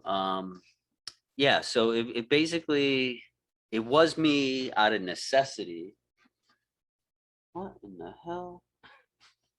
I think my girlfriend's trying to like crawl behind here. Yo, you all right there, Chief? I need to get my makeup. Yeah, I swear to God, she's got to go get her makeup over here. You can walk back in the frame. It's totally fine. Yeah, his dog's jumping around. Jesus, I hope you leave this in. This is what I would call a low budget moment. This would never get cut out of a low budget show. Yeah, this is I definitely fucking live for those real things that happen. Like in the Halloween special, there's a moment where my dog comes over and just starts licking Katie's leg on the couch. You know what I mean? And I'm like, that's gotta stay. You know what I mean? These are I don't cut that kind of stuff out because it's like, it's too good. Well, we seen you. Yeah. So if you were to let me pitch it in simplest terms I can, it's just like, come on this roller coaster into madness with me. I don't know where it's going. You know, it's just like, it's like the way Magneto walks, you know, how like right before his foot lands a piece of metal. That's kind of how I feel. I feel like that on stage sometimes. That's and really cool. Definitely feel like that in my real world. Just, I confidently just go start stepping in the air, and then at some point something solid lands there, and you know, we have a lot of fun. The people who are into it are so into it that it's sick. You know, I have tried, but I probably should relaunch the Patreon page, because I think like there's a lot of, okay, so I took down the early episodes for the only reason that they are extra low budget, because those are the ones I edited on YouTube, and the quality's not as good. And so I took down the first 23 episodes. I re-put one up last week because my buddy died. I was telling you that he died of heroin, I think. Actually, no one's saying what it is, but I think he did. And he was my guest on episode 15, which was part of the retired episodes. And so you got episode 15 and then 24 onward is what's available. Every show has a preview, which is kind of its own thing too. It's funny. It moves really fast. And then the bits videos, which are mostly like either the sketches or the cartoons that I've made, or like a little piece of an interview that I thought was standalone funny. And so that's how I actually that's how I make up for the fact that I only can put out like one a month, is I've reissued like bits stuff, and the preview is kind of its own thing. And so, but yeah, I'd like to build a team so that I can do it twice a month. And then also with a team, I probably could tackle some bigger, like everything is in this micro universe, right? Like everything pretty much happens in my like living room, right? That's where I film everything. But with a team and stuff, I could probably go out and do other stuff. Yeah, I would love to see how far you could take it. That you know, the idea of merging the interview and the skits. I think that's such a good medium for just like being open, and it leaves so many possibilities. Yeah, thank you, man. I appreciate that. Let me ask you a tough question, or maybe it's not a tough question. If you could only do either the low budget show or stand up, which would you pick? Stand up by far, man. I mean, I love the low budget show, but there's nothing like stand up. There's nothing like that on the spot feedback, that true, like, I don't, but I can imagine. Yeah, no, I mean, I don't even know how to put it into words. I mean, because there's literally nothing like it. Even when you do bad, you get the feeling of like a roller coaster. Even when you bomb, you get some kind of reward. Meeting people after the shows, like really talking to people, seeing the country, fucking dude, I'll be in like a really nice hotel, meals paid for, plane ticket, all from fucking jokes that I wrote down. You know what I mean? It's so weird to me sometimes. I'd be sitting there in a hotel room, just like, jokes brought me here. You know what I mean? This thing that I didn't even really intend to like do. Like, yeah, well, it shows the value of what you're bringing to the table. My album, every once in a while, I still get a royalty check for it. Like, I'm just like out of the blue, a show I did in 2016. I'm just like, oh, I got another check.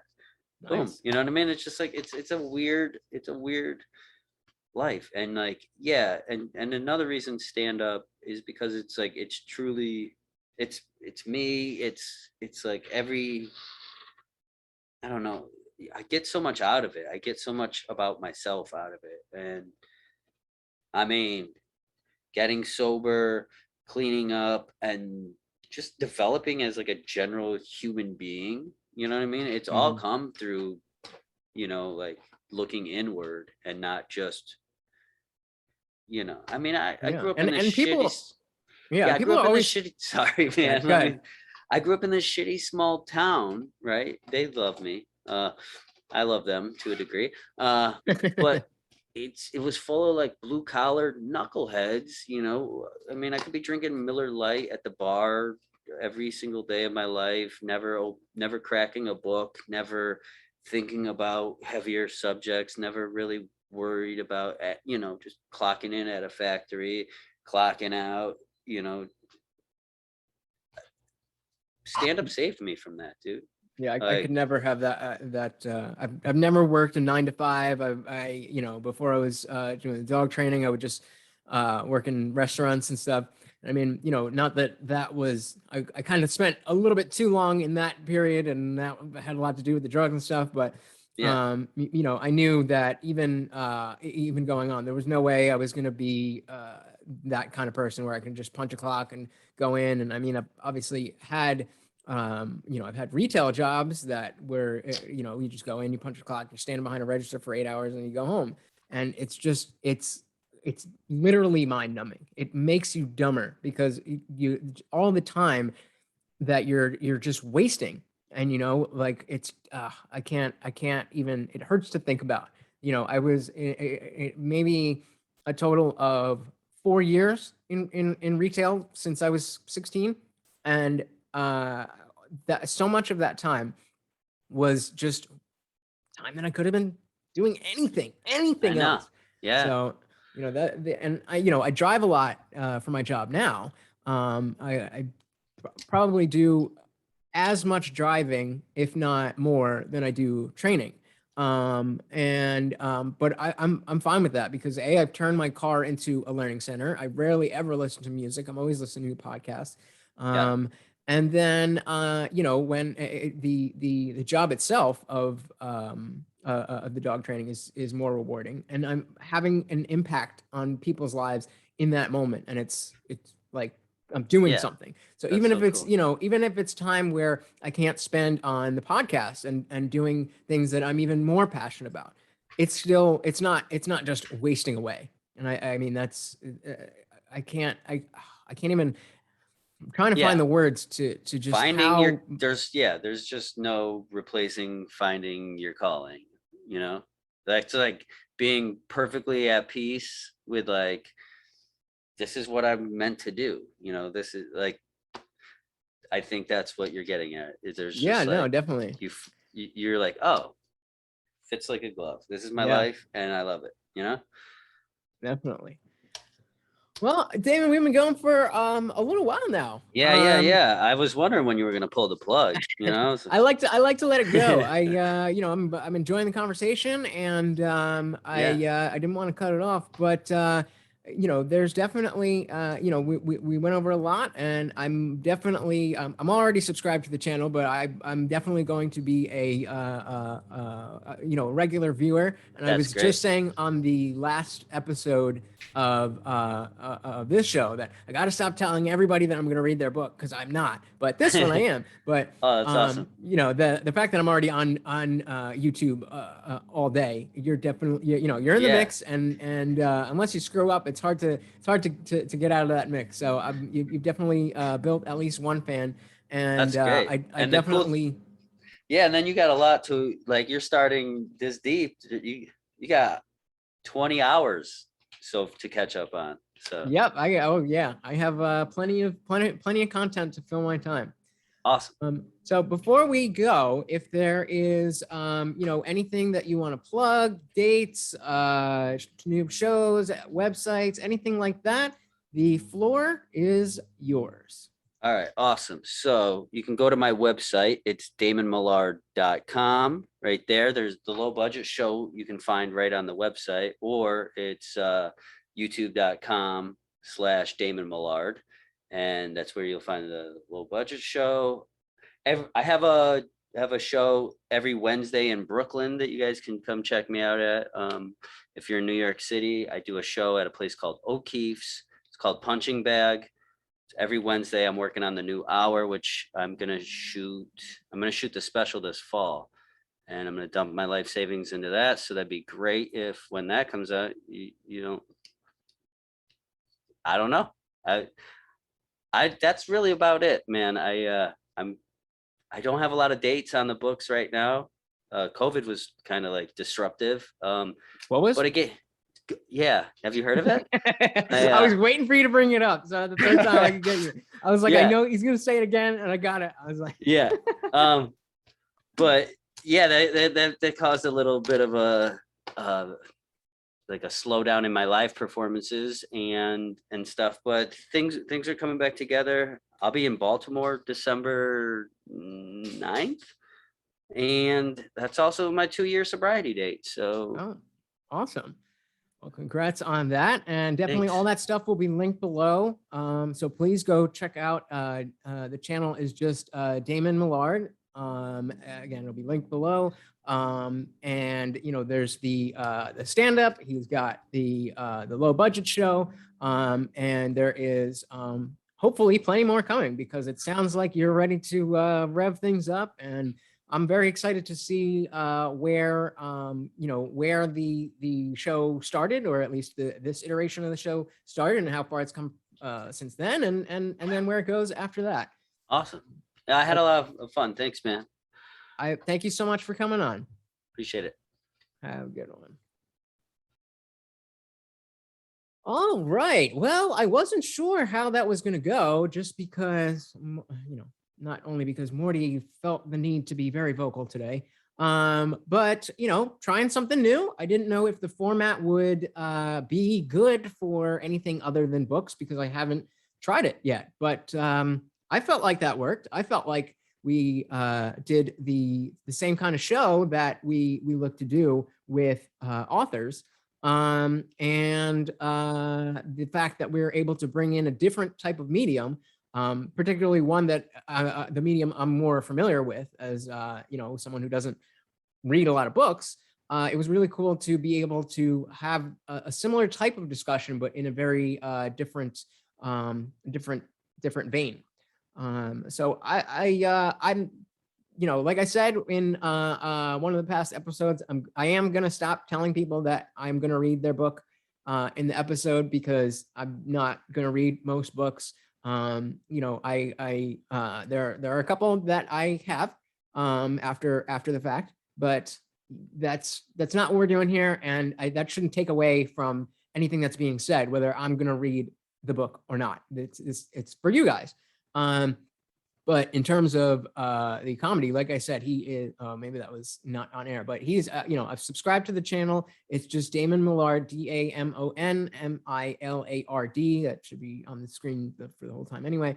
Yeah, so check out his podcast. And he, like he said, he's in Brooklyn all the time. And when he goes on tour, I'm sure he will have plenty of notice about that. And so make sure you follow him and get some tickets, go see him live, get those subs up for him, and let me know what you thought about this way of doing the show. Did you care that it was not an author? Or were you disappointed to find that we weren't going to be speaking with an author at all, or did that not matter? Was it still a type of conversation that you were into? Should I continue trying to find people in addition, other people in addition to authors, or do you like just the book?